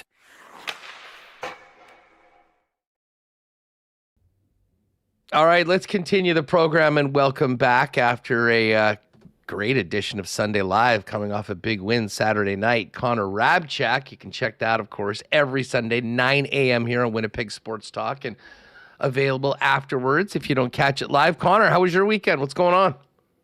It was good, Huss. Great weekend. Obviously, the Winnipeg Jets playing a great game against the Avs. That was a fun one. And then as a big Blue Jays fan, I mean, what a start to the year. Like, you just have Gausman and Cease shoving, and Lauer too, throw him in there too. Just a million strikeouts to start the season, and you got all the new guys. Most ever by in a team. series. Major League Baseball history since 1900. Most strikeouts. I mean, Insane. Gauze getting 11 and then Cease coming back. By the way, Cease was unbelievable. Cease is one of the most badass looking baseball players I've ever seen. It's like if you took Jack Sparrow off the pirate ship and stuck him in a biker bar for 2 weeks, he would emerge looking like Dylan Cease did on the mound on the weekend. And then 12 Ks? Are you kidding me? And then the bullpen blows it. Was it Little that gave up the grand slam? Right. And then they managed to find a way to come back. Like the 7, 8, 9 hitters in those first 2 games. I joked that if they gave out the MVP after 2 games, Jimenez, come up and get your award. But Okamoto gets the home run yesterday. I mean, it. And Remis just sent me this too. Listen to this. Sportsnet's opening night broadcast on Friday was the most watched Jays season opener ever, with an average of 2.15 million viewers and 4.6 million Canadians tuning in at some point. Like, that buzz and the heartbreak of the World Series took a while to get over, and I'm not sure anyone's entirely over it, but this entire country, I think, like, that Blue Jays fan base grew that much more. It was an exciting offseason, and it's very clear that the country was ready to play ball. Yeah, and Huss, like, I know we all hate the way that World Series ended, but if you are a baseball fan that's kind of on the fence, you're a Jays fan, and like you just tuned into the playoffs, that was some of the most exhilarating baseball ever, that run for the Jays. You know, they stomped the Yankees, but then the Mariners series goes 7 and down to the last couple innings in game 7. And then the World Series goes 7 and like so many tight games and all that stuff. So if you're kind of a halfway baseball fan, yeah, that run has you all the way in. And I'm sure the Athletics or the Athletics fans didn't like it that much because it dragged on quite a while. But the ceremony before the game, before the Jays opening night game, where they were, you know, unveiling the banner and messages from fans and the players were talking a little bit, like, that was so well done. As a Jays fan, again, the Athletics fans were probably sitting there thinking, okay, let's get this game going here. I thought that was awesome. And then the weekend of actual baseball went about as well as you could have hoped for the opening series for the Jays. The starting pitchers shove. Okamoto and Sanchez, 2 new guys, both hit homers over the weekend. Jimenez. And you just look at the Jays lineup, like, it's just so deep. Like, Vladdy didn't even have a great weekend at the plate, and they still went 3-0. So this is the expectation this year, right? Like, it's last year was the shock. Oh my goodness, they're a great team. And then they went on the deep run in the playoffs, of course. But this year, you add a 7-year, $200 million, or whatever the contract was for Cease pitcher. You get these Okamoto, who's one of the best players in the Japanese league. Like, the expectation is that they're going to be a great team this year. So it was fun to kick it off 3-0. Yeah, it was certainly a better start for Okamoto than it was for Bo in New York. Remo, did you catch how Bo Bichette's been welcomed by the faithful in Queens? Yeah, didn't he go 0 and got booed last game? He went 1 for 14 on the weekend with 8 strikeouts, and it took 2 games for him to get booed by the fans in New York. I think it's tough adjusting to a new team. Not a lot of guys can go, especially changing leagues. You're seeing different teams. I think you've seen this before with other high-profile free agent signings. You're not exactly going to pick up where you left off. There's no guarantee of it. And we saw the Mets last year bring in a lot of high-priced guys, and it didn't work out for them. So it's early. You don't want to jump to conclusions right away, but it was interesting that you saw Okamoto with the big home run over the weekend, gets the post-game interview, and Bo Bichette really struggling there with the Mets. But you know what? It's 162 games. You know, guys go through slumps. Adjustments happen. So let's not jump to, again, I don't want to jump to conclusions, but it is fun to overreact over the first weekend. You know, I saw this. I mean, I wasn't really paying attention to the Mets on the weekend, but then it sort of came to my attention that he had been this bad. You know what the first thing I did when I heard about you went to Frank the Tank. That's what I I went was to asking Frank. about. I went to Frank the Tanks. Here's one from yesterday. Mark my words, Mets will get swept in St. Louis. Bichette 0 for 12 with 9 Ks and 6 errors. That's his prediction for his second series as a Met. The AL East, though, I mean, listen, you know that the Jays are going to be a contender. The Yankees gave up 1 run in 3 games out on the West Coast against the Giants. The Orioles win their series, and then the Rays and Red Sox start off 1-2. So very nice starts for both the Jays and the Yankees. And the Jays have an interesting run coming up because they get the Rockies starting at home tonight. Rockies are one of those 8 teams that do not care at all about winning. And then they follow that up with the Chicago White Sox before the Dodgers come to town. So who knows? It'd be nice to see if they could just keep this run going through this week against some subpar competition. Remo, I'm actually really looking forward to this game tonight because we get to see Cody Ponce for the first time since in the majors since 2021. He was sort of a signing that was a little more under the radar just because this guy hadn't been in, but he's getting 10 sheets a year to come in and absolutely reinvented himself in the KBO and dominated in Korea.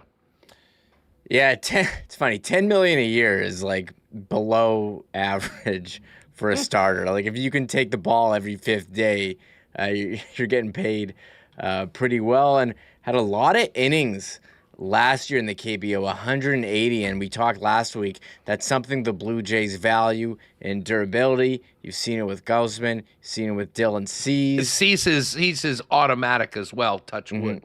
So we'll see what he can give you, and if he's your guy every 5th day. I mean, had pretty good numbers last year in the KBO, only 31 years old. What does he have? 189 ERA. Pretty good. His whip, .935.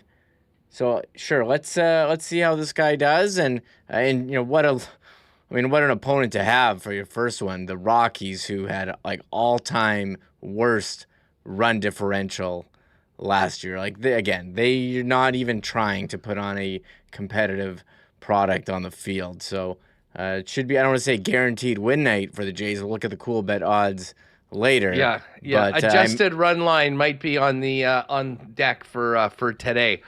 You know what? We'll get into all that action in just a minute. Connor, don't go anywhere. You might see me turning my head like this. I cannot believe it's snowing like it is right now. I mean, can we just tap out on winter? Like, this is outrageous. That being said, this should be gone relatively soon. Spring is just a rumor. Who knows? It might be like last year where we have spring for 5 days and then we're into summer. I would take that. Bottom line is fishing season coming up, golfing season coming up. Check out AkinsLake.com if you're thinking about an amazing world-class fly-in fishing experience here in Manitoba where you can be on the water in less than 2 hours from the city of Winnipeg. World-class fishing and even more world-class hospitality. There really is nowhere like Akins Lake Wilderness Lodge. So you can check that out. They're booking up for the summer right now, but there still is availability. So I would get on that as soon as you can. You can also hit them up on all their socials at Akins Lake for more information. And this snow will be gone, I hope, by the 25th of April. Talking to our pal Corey over at Breezy Bend, he said, as long as, we get this melt in the next couple of weeks, they'll be good to go. And we'll be swinging at the end of April and into May at Breezy Bend. Cannot wait to get out on the course this year at one of Winnipeg's top private courses with an amazing 18-hole track, practice facility, the new clubhouse, the dining options, and just the social activities in and around there makes it really a special place. If you're thinking about membership for this year, in the future, not sure whether they're at waiting list right now, but you can give a call, 895-7205, over to our pal Corey Johnson, or find out more online at breezybend.ca. Speaking of breezy, next week is the Masters, guys. So I think probably a week tomorrow, we will fire up WST Winners Masters betting special with Pat for Cool Bet. I'm sure Jake will want to get in on that as well. Connor, I'm sure you'll have some picks. You know what I would like to do? And we'll have to figure out if there's a good site that can just do this for us and not make it all manual. But I would love to do a big Masters pool for WST. In fact, maybe I could lean on a couple people for some good prizes for that. But stay tuned on that. I'm hoping we can find a spot that's relatively easy to track everything, sign up, and some sort of Masters pool. But I will commit. We will do something. I just hope it won't be too labor intensive. But next week will be it. Remo, do you have any idea on that? Like, kind of one-off pools? We've done it before.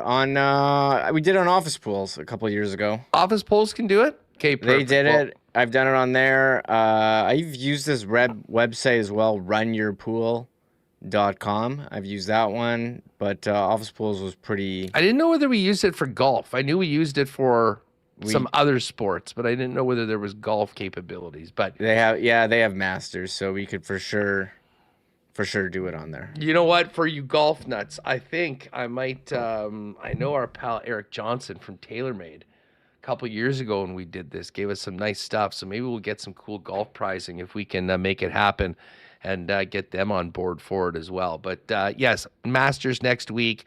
Valero, Texas Open, last call to book your ticket. I think that's how Corey Connors made it to the Masters the first time.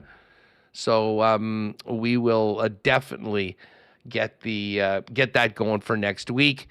And then, next Tuesday we'll do a special standalone on WST, all Masters, and we'll get some good guests. We'll have to get Feinberg on next week and a couple of our other favorites to do it. Do you follow golf a lot, Connor, or just basically in and around the big ones?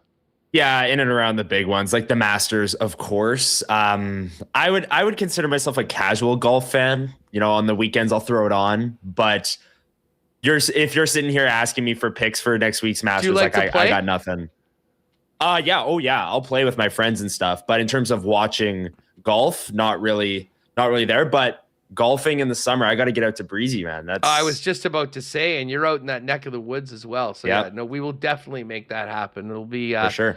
Cannot wait to get you out there and everybody else. So just on a quick golf note, one of the great stories in sports this year, and it kind of is a little under the radar because the tournament isn't huge, but this tournament that just finished on Sunday was won as the Houston Open, the Texas Children's Open, won by Gary Woodland. And Gary had a brain tumor recently, and he had been dealing with, I guess where this tumor was after they took it out was still affecting the part of his brain that is affected, that it involves fear and anxiety. And he had basically a breakdown on the course as he came back. And he did an interview with the Golf Channel probably not even a month ago, saying that he basically is dealing with PTSD out of this brain surgery. And he goes out and wins the Houston Open on the weekend. And it was such a cool scene. And this has been all over social media. Min-Woo Lee, big favorite of mine, was playing in the final group with Gary and was, behind him on the 18th green as Gary walked up. He was basically 4 shots up. He was going to win. And there was Min-Woo getting the crowd going, and just an amazing, amazing win, and just a great story for a guy that everybody loves and respects. So congratulations to Woodland. And as I say, Patty and I will dive into the Valero on Wednesday on the show. And then next week, we buckle up for the Masters. All right, let's get to the cool bet lines for tonight. And let's start it off with the pucks, guys. Not a packed night, but 5 pretty interesting games, including the debut of Torts with the Golden Knights, and the revenge game of the Leafs Ducks. Connor, what do you expect tonight between the Leafs and the Ducks when they drop the puck in Anaheim just after 9? Oh man, yeah, I'm expecting Gudas to probably fight early on, like that'll happen, and then I think it'll still be like that won't calm everything down. It'll still be a game where there's scrums after every whistle, there's fights, there might be some dirty plays from the Leafs kind of thing, but I find it so interesting how Gudas is essentially hurt and he's publicly admitting that, but yet he's going to play tonight because, he's a veteran guy. He knows that if he doesn't play, that they're just going to run at Leo Carlson. They're going to run at Troy Terry. They're going to run at Beckett Seneca. They're going to run at the Ducks start. They might still do that for sure. There's a lower likelihood of that happening if Gudas is in and they can take a run at the guy that did the damage to Austin Matthews. So I don't know. I'm very interested. I'm going to be like scrolling Twitter tonight and it's just going to be one clip after another of that game, whether there's a fight or a big hit or something, but I'm not really sure what to expect for the actual game. Like Toronto's going to be up for it, you'd think. I originally thought this game was in Toronto and assumed that it was the Amazon game, Remo. Do you know what the TV situation is for tonight, if this is on the regular broadcast, or is it an Amazon game? Probably not. No, the Amazon game is the Calgary, Colorado. This one's a regional game, Sportsnet Ontario. So you need to have center ice or Sportsnet Plus. Might be going out tonight now. I was not planning on going out on a Monday, but yeah, this is going to be. By the way, I did text Jake and Pat. I said, guys, you know what would be fun for tonight? Give me an over-under on penalty minutes in this Ducks-Leafs game. Do they have one up? They came through with it. It's in the exclusives. Here we go. Basically, the over is 40.5. So 41 plus total penalty minutes in Leafs Ducks. It's even money. So again, you get a couple fights, you get a 10, you get a few others. If there's 4 fights, you would get to that. I don't know whether that'll be the case, but anyways, it'll be fun to watch. So if you do want to bet the over on penalty minutes, as requested by yours truly, it is in the Coolbet exclusives today at even money plus 100. Last night there was only a couple games. Usually I like to do a 3-gamer. I said, you know what? Instead of that, it's 3-point season. Let's just go with overtime between Philly and Dallas. It cashed. I don't know, and Jake put this up this morning. Could there be a more likely overtime game than the Islanders and Pittsburgh right now, considering the position that those two teams are in? Sign me up for that, gang. If you want to go with the draw, it's plus 330 tonight. I just think, Connor, both of these teams are going to be so desperate for points. If it's at all close, you get your 1 and then see about getting 2. Well, that's the thing, Huss, right? Is all of these teams in the East are so bunched up in the standings, and Pittsburgh and New York are playing against one another. They're 2 of the teams in it, but they're also racing against 4 other teams that are playing well right now. So if each team can at least get a point, and then they'll take their chances in overtime or a shootout and try and gain the extra one, that's the case. And you brought it up earlier, the NHL needs to go to 3-point games, at least in my opinion. Could you imagine if this game was tied 2-2 tonight with 3 points in regulation on the line between the Penguins and the Islanders? Like, that would, I think, add intensity, where if it's 2-2 tonight under the current format, you could see both teams just pack it in and now let's go to OT. We're cool with that, right? Defense first. Don't lose it. Like, what will kill these teams is losing in regulation and getting nothing. Like, there's enough teams, and frankly, there's enough spots available that as long as you don't go into a funk, you'll probably be there. But I'll tell you what, Reem, just as far as that wild card race goes, and Boston has pulled a couple out of their hat lately against Buffalo. They did it again against Columbus yesterday. Columbus still in a spot, but Boston's got a little bit of room. The thing is that Pittsburgh and the Islanders are below Boston, so, you could get into that 3rd spot in the Metropolitan as well. But all of a sudden, Philly is only 2 points back as well. Like, they have won 3 in a row. They're 8-1-1 in their last 10, and they're now tied with the Red Wings and the Senators in this race. So if you're Pittsburgh or the Islanders, who are in division spots right now, make for damn sure you get one. Hopefully you get two. Although Pittsburgh has 10 shootout losses this year, if you can believe it. I made that shootout loss for the Jets against them that much worse on the infamous they rolled out Nyquist Gus day. for that, Well, too. they did it to themselves. I mean, they didn't give themselves the best chance. I think we can all agree. It's funny, you mentioned with tie game tonight. I thought, you said the Islanders, Penguins. I thought you were going to say Blues, San Jose Sharks, who went to overtime when they played each other last week. And those are two teams that are battling out for the wild card. I don't think San Jose is going to get in, but the Blues, they've got better playoff odds than the Jets right now as per Money Puck. And part of that is because they have a game in hand. They were 1 point back with one game in hand. Yeah, they were a game in hand. So, and you look at this, it's kind of crazy looking at the standings, like how many teams that have more points than the Pacific Division are going to miss the playoffs. And it's I don't know, it feels wrong, Huss, that a team could have such a good season and miss, and you have these mediocre teams battling for the second wild card and the 3 Pacific Division spots, and they all get a playoff spot just because of where they are geographically. I don't think there's anything you can do for that. There's going to be east-west disparity, but I just can't remember a time where it's been this strong. You know what's nuts? If it was 1-16,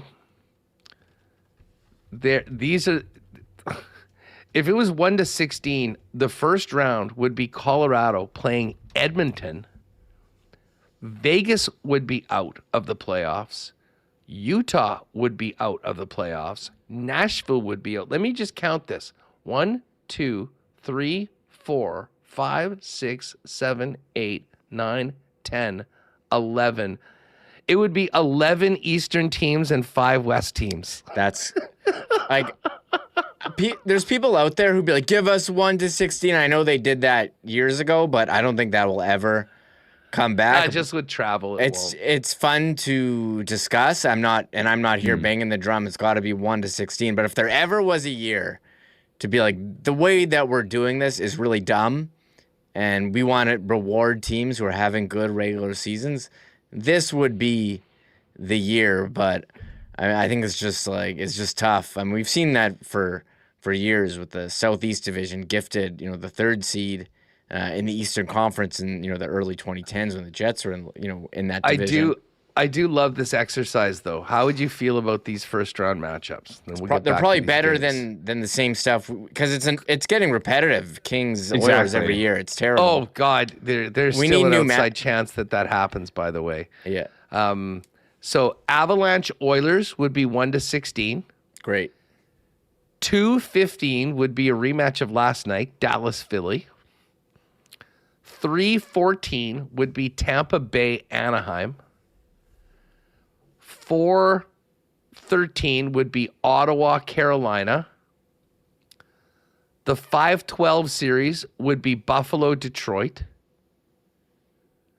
The Habs and Blue Jackets would be the next one. Penguins Wild and Bruins Islanders. So there's like 3 all East series in that. Yeah. And then you look at like Tampa Bay, Anaheim was one of the ones you mentioned. That right there is why they don't do the 1-16. That would be quite the travel for that. And like, God forbid the Vancouver Canucks were ever in there and they were playing Tampa or Florida or something. Carolina. Yeah, Carolina. Like, oh my goodness, man, that would be ridiculous. But yeah, how about I see Julien Labossiere in chat. How about we go CFL style crossover and give wildcard 2 in the West to whoever's third in the East this year? That is good. I've never even considered that.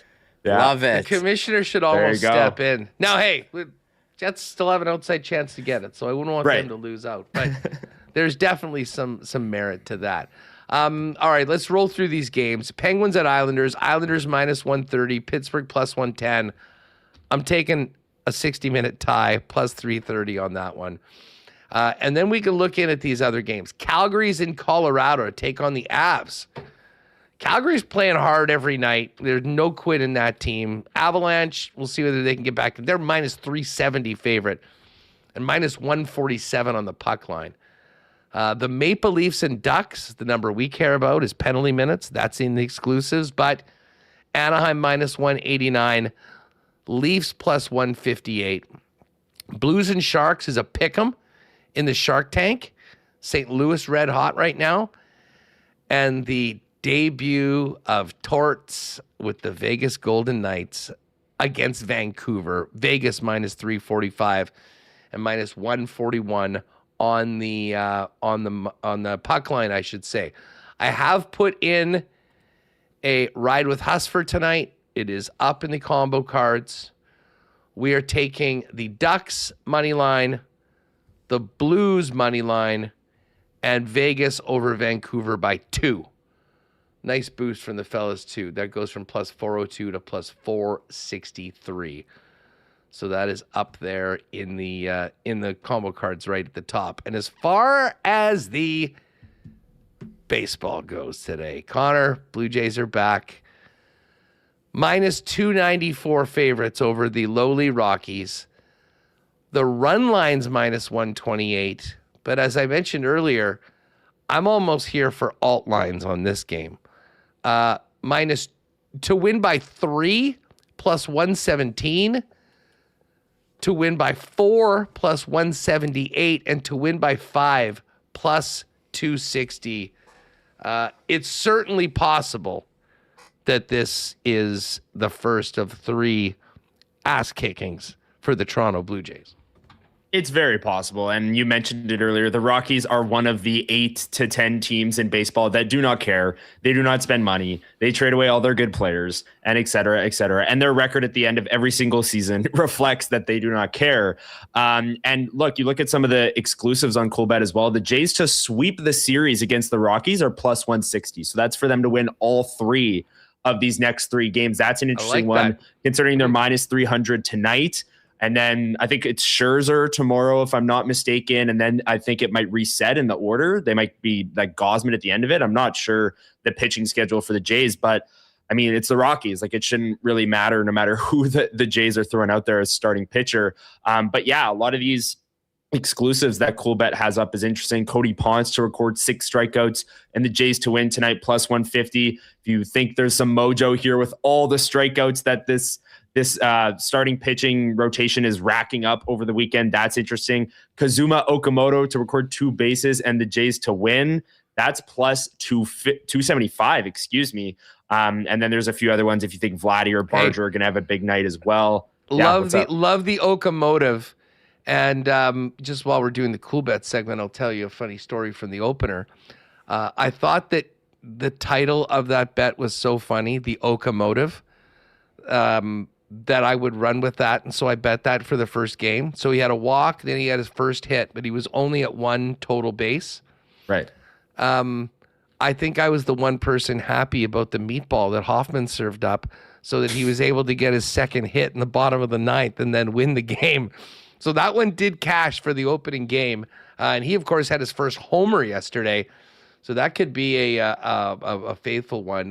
There's a Vladdy one. Who's your Vladdy? 2 total bases, an RBI, and a Jays win plus 300.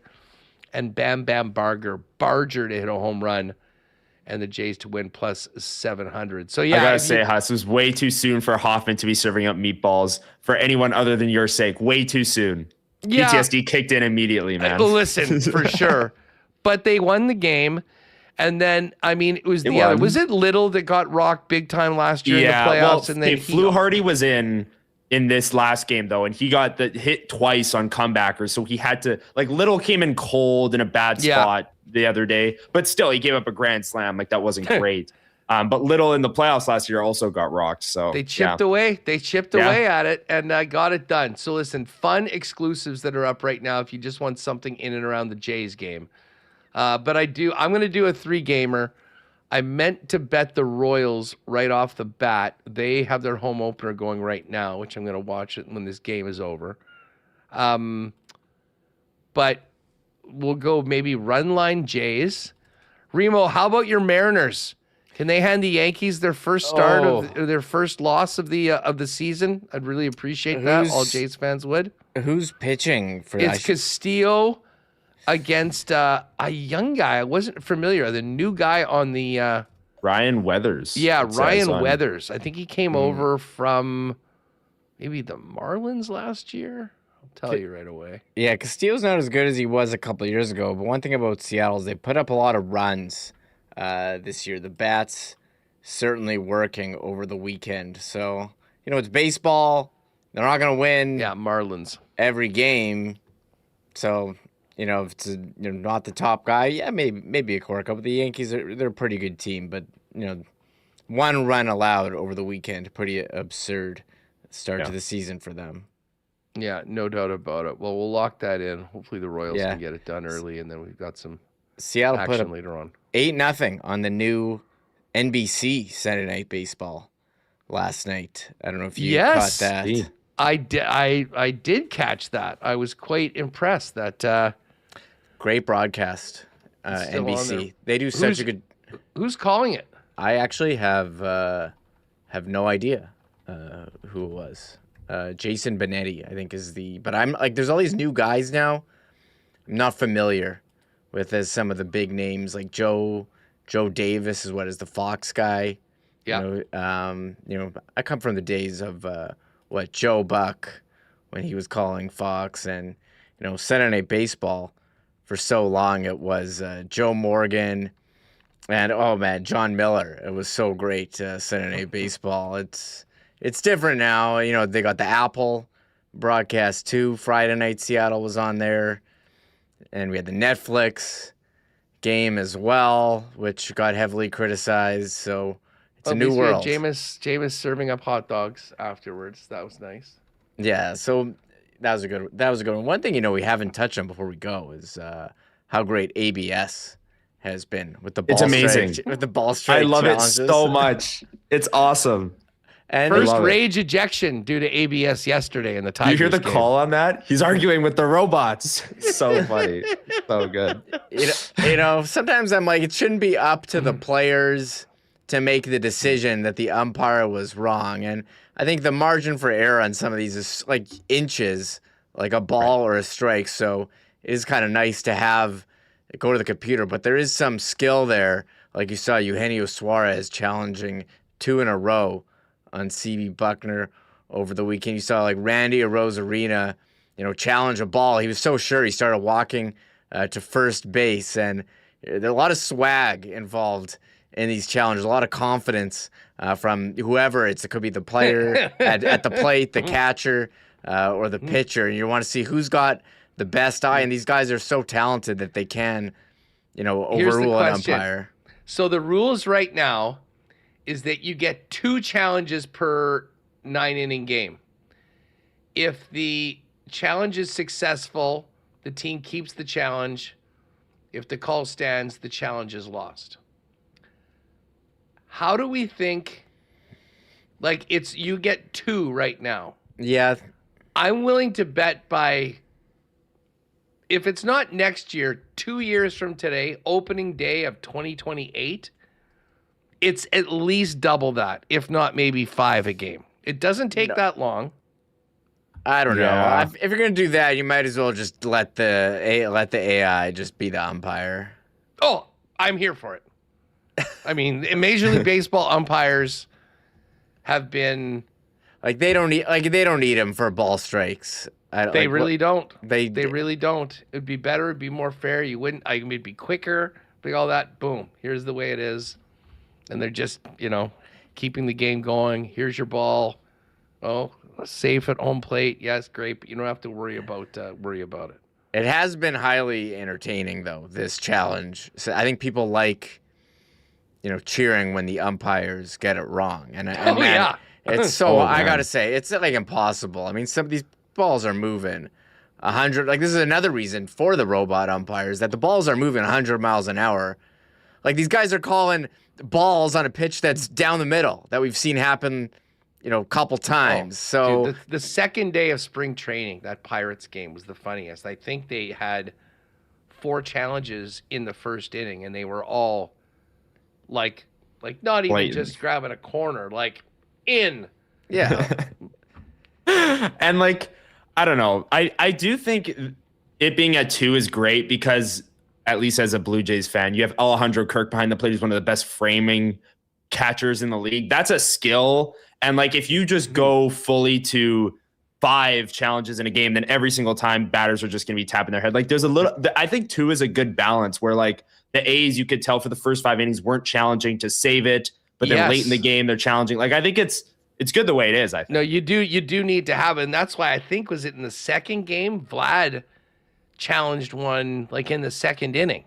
With on, like, 2 outs, nobody on pitch. base, Like, it was and he just lost. like, Yeah. you need to be a little more diligent with that. But as I say, if this ends up with just robots calling the balls and strikes, I will be happy because I think that it just makes too much sense. You take the human error out of it. It speeds up the game. I don't really see what the downside is unless you're a Major League Baseball umpire, but they're still going to need umps. I mean, I know they've got a really strong union and all that, but wouldn't it be better if they could just focus on everything else and know that we've got unequivocal balls and strikes called uniformly for everybody in the league? It makes too much sense to me, but it'll take a little while. There you go with the cool bet lines for tonight. We will get to the golf this week. There is some curling tonight. Do we have a Canada game tonight? We've only got Sweden and Norway up. Tough weekend for our guy Matty Dunstone. Couple losses, but they should be good to go still for the playoff round. But they're going to need to win coming out. Connor, what did you think of Duke's performance yesterday in the Final Four? Unbelievable. That, like, the ending to that game is why March Madness is so awesome. Like, all they need to do is make one pass or one thing here or there. Or just take a foul. Just take a foul, anything. But no, it gets tipped up. UConn from half court, bang. And I mean, UConn's head coach, Hurley, is an absolute psycho. So seeing him go nuts, and he's just crazy. But yeah, seeing Duke lose and blow a 19-point lead in that same game, that's not bad. Hurley headbutted a ref. He's like staring him down. How did he not get kicked out of the game? He's crazy, man. I don't know. He's crazy. Anyways, shout out to, I think it might be Travis Spratt, longtime listener. He's in first place in the bracket challenge right now. I slid big time because Houston lost. I had them going far, but it's Spratt's Gators, heavy y'all. Although it says Spratt's Gators, but he has Arizona to win. He's in first place with 910. Dr. Keating, second place with 880.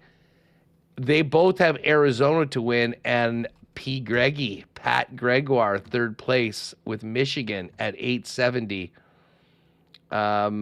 Jake's got Michigan 2. Pat's in a very, very good spot right now. If Michigan wins. I've got Arizona, but I think that's it for the rest of the rest of it all. But yes, March Madness delivered in a big way. Duke teams were number 1 seeds, 145-0 previously, with a 15-point lead at halftime. UConn is the 1 in 145-1. Hit up CoolBet if you haven't played it before. We'll be doing the CoolBet Poker, not this Wednesday, the 1st, but next Wednesday, April 8th and May 13th. And by the way, if you haven't played there before, when you sign up, use that promo code WST when you're making your first deposit. Hook you up with a 100% bonus up to $200. What are you watching tonight, Reem? Probably baseball. I think I'm fired up. Although I'll tune into some of this hockey. Leafs, Ducks. I'll be there for the start of the Leafs Ducks game. There's a lot of late games tonight. So yeah, I think Vancouver, Vegas, Torts' first game, this Leaf game.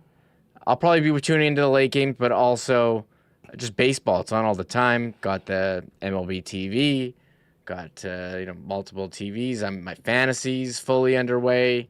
Exciting time, us. It's on all the time. Although no afternoon games today was a bummer. Although I guess the Royals. What do you mean the Royals are on right now? Sorry, the K's rocking with their new short porch. Sorry, no noon games. No noon games. Although they're playing Minnesota. What is this Minnesota hat that they have now? This logo. They look like the Miami Marlins. It's terrible. I haven't seen this. Whatever happened to the TC? I don't like it. I don't like it one bit. What's going on with the Minnesota Twins uniforms? This is a new hat they're wearing every day. They wore it the other day. Let me pull it up here on my favorite website, sportslogos.net. Where is it? I don't know. They had this hat. It was, where is it? It's this. This is like, it's an alternate logo. It looks like the Marlins logo. Like, what is this thing? This one. What is this? This is terrible. Oh. Yeah, they wore it on a hat yesterday. The Marlins. It looks like Miami Marlins, which are now wearing the Florida Marlins jerseys, retro teal on Sundays. But this sucks. I don't like this. I thought there was one of like two guys. Yeah, that's shaking hands. That's the best one. Yeah. Yeah, that one's cool. This is their like. They got this one here. Yeah, in the state. These are all the alternate logo. Oh yeah, they got this as like a sleeve patch now. The Twins, since like this sucks too. Bring back the guys. Yeah. Bring back the guys shaking hands. I don't like this. Those are all done by AI.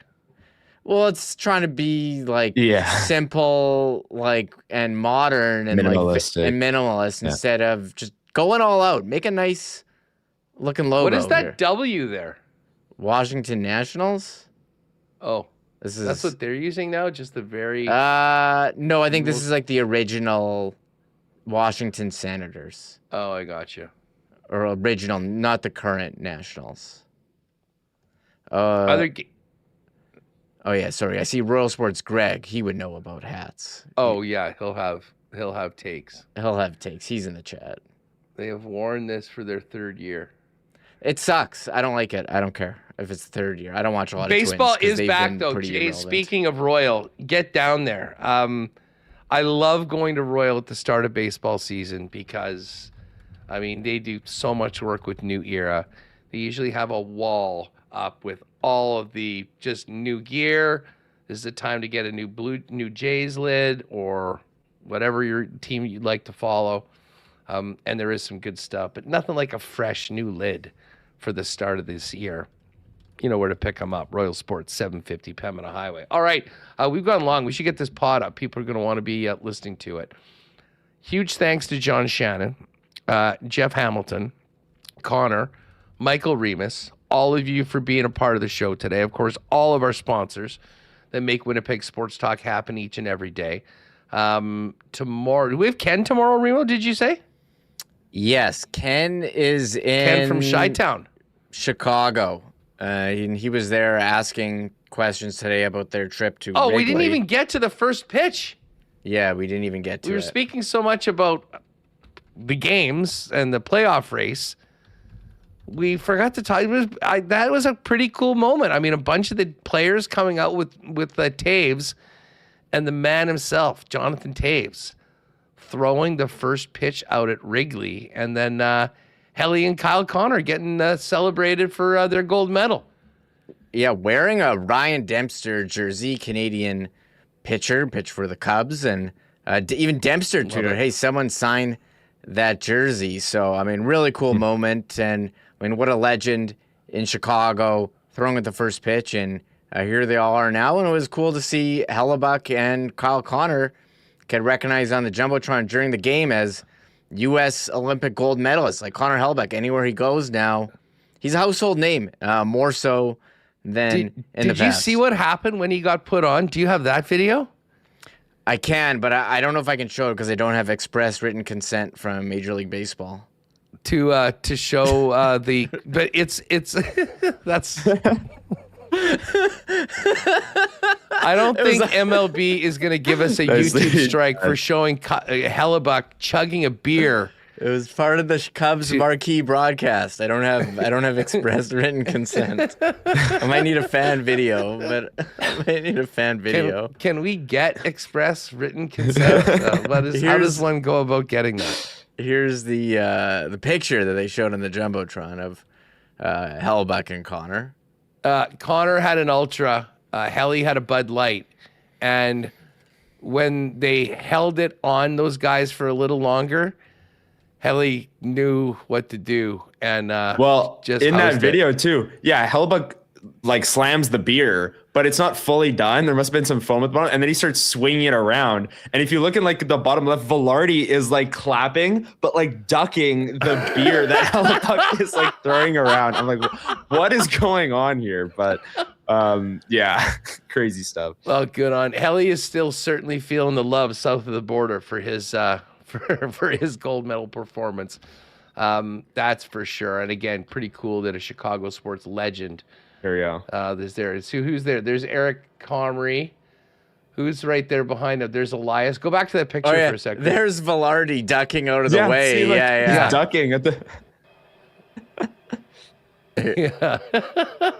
Okay, he's swirling that beer around. And it's going everywhere. So Velarde's next to him, like clapping but ducking. It's like, what's going on, man? So funny. So good. Go back to the still photo though. Okay, so Comrie's right behind them. There's Elias. I know Jamie. Gabe's ducking. Elias. Is that Villy beside Elias? There's Danny Zhilkin. Yeah, Danny. Now, there's is Shifley that back there? Is that Pionk in the Twins hat? Pionk's got a Twins hat on? Yeah, Pionk in the Twins hat for sure. Who's in the cup? Is that Taves in the jersey in the cup? Yeah. Okay, that would make sense. Yeah, there's who's that? Parker Ford and Shifley? Who's got the shades on? Is that Gus? Oh, that is Gus. That's Gus. Oh, that's Gus. Mark Shifley a couple weeks ago said Gus Nyk was one of his best friends on the team. So nice. There you go. Sitting Eric next to each other. Comrie also Checks said out. he's the best table tennis player he's ever seen. He did say that. He routinely beats Ping pong. everybody 11-0 and sometimes does it with his opposite hand. Yes, and then behind you got the Minnesotans, Koepke, Sandberg, and Pionk all kind of next to each other. Oh, nice. Solid showing for the baseball game on the off day. Well, no kidding. Hey, you got a big win against Colorado. You got an off day. Your boy Taves. Go to Wrigley. Taves is throwing out the first pitch, and they probably set you all up. Have you guys been to Wrigley? No, never. I have been to a couple games there actually. I went to a game on Lollapalooza weekend one year. We went and saw Carlos Zambrano hit a home run, and they had the best part. You know this, Huss.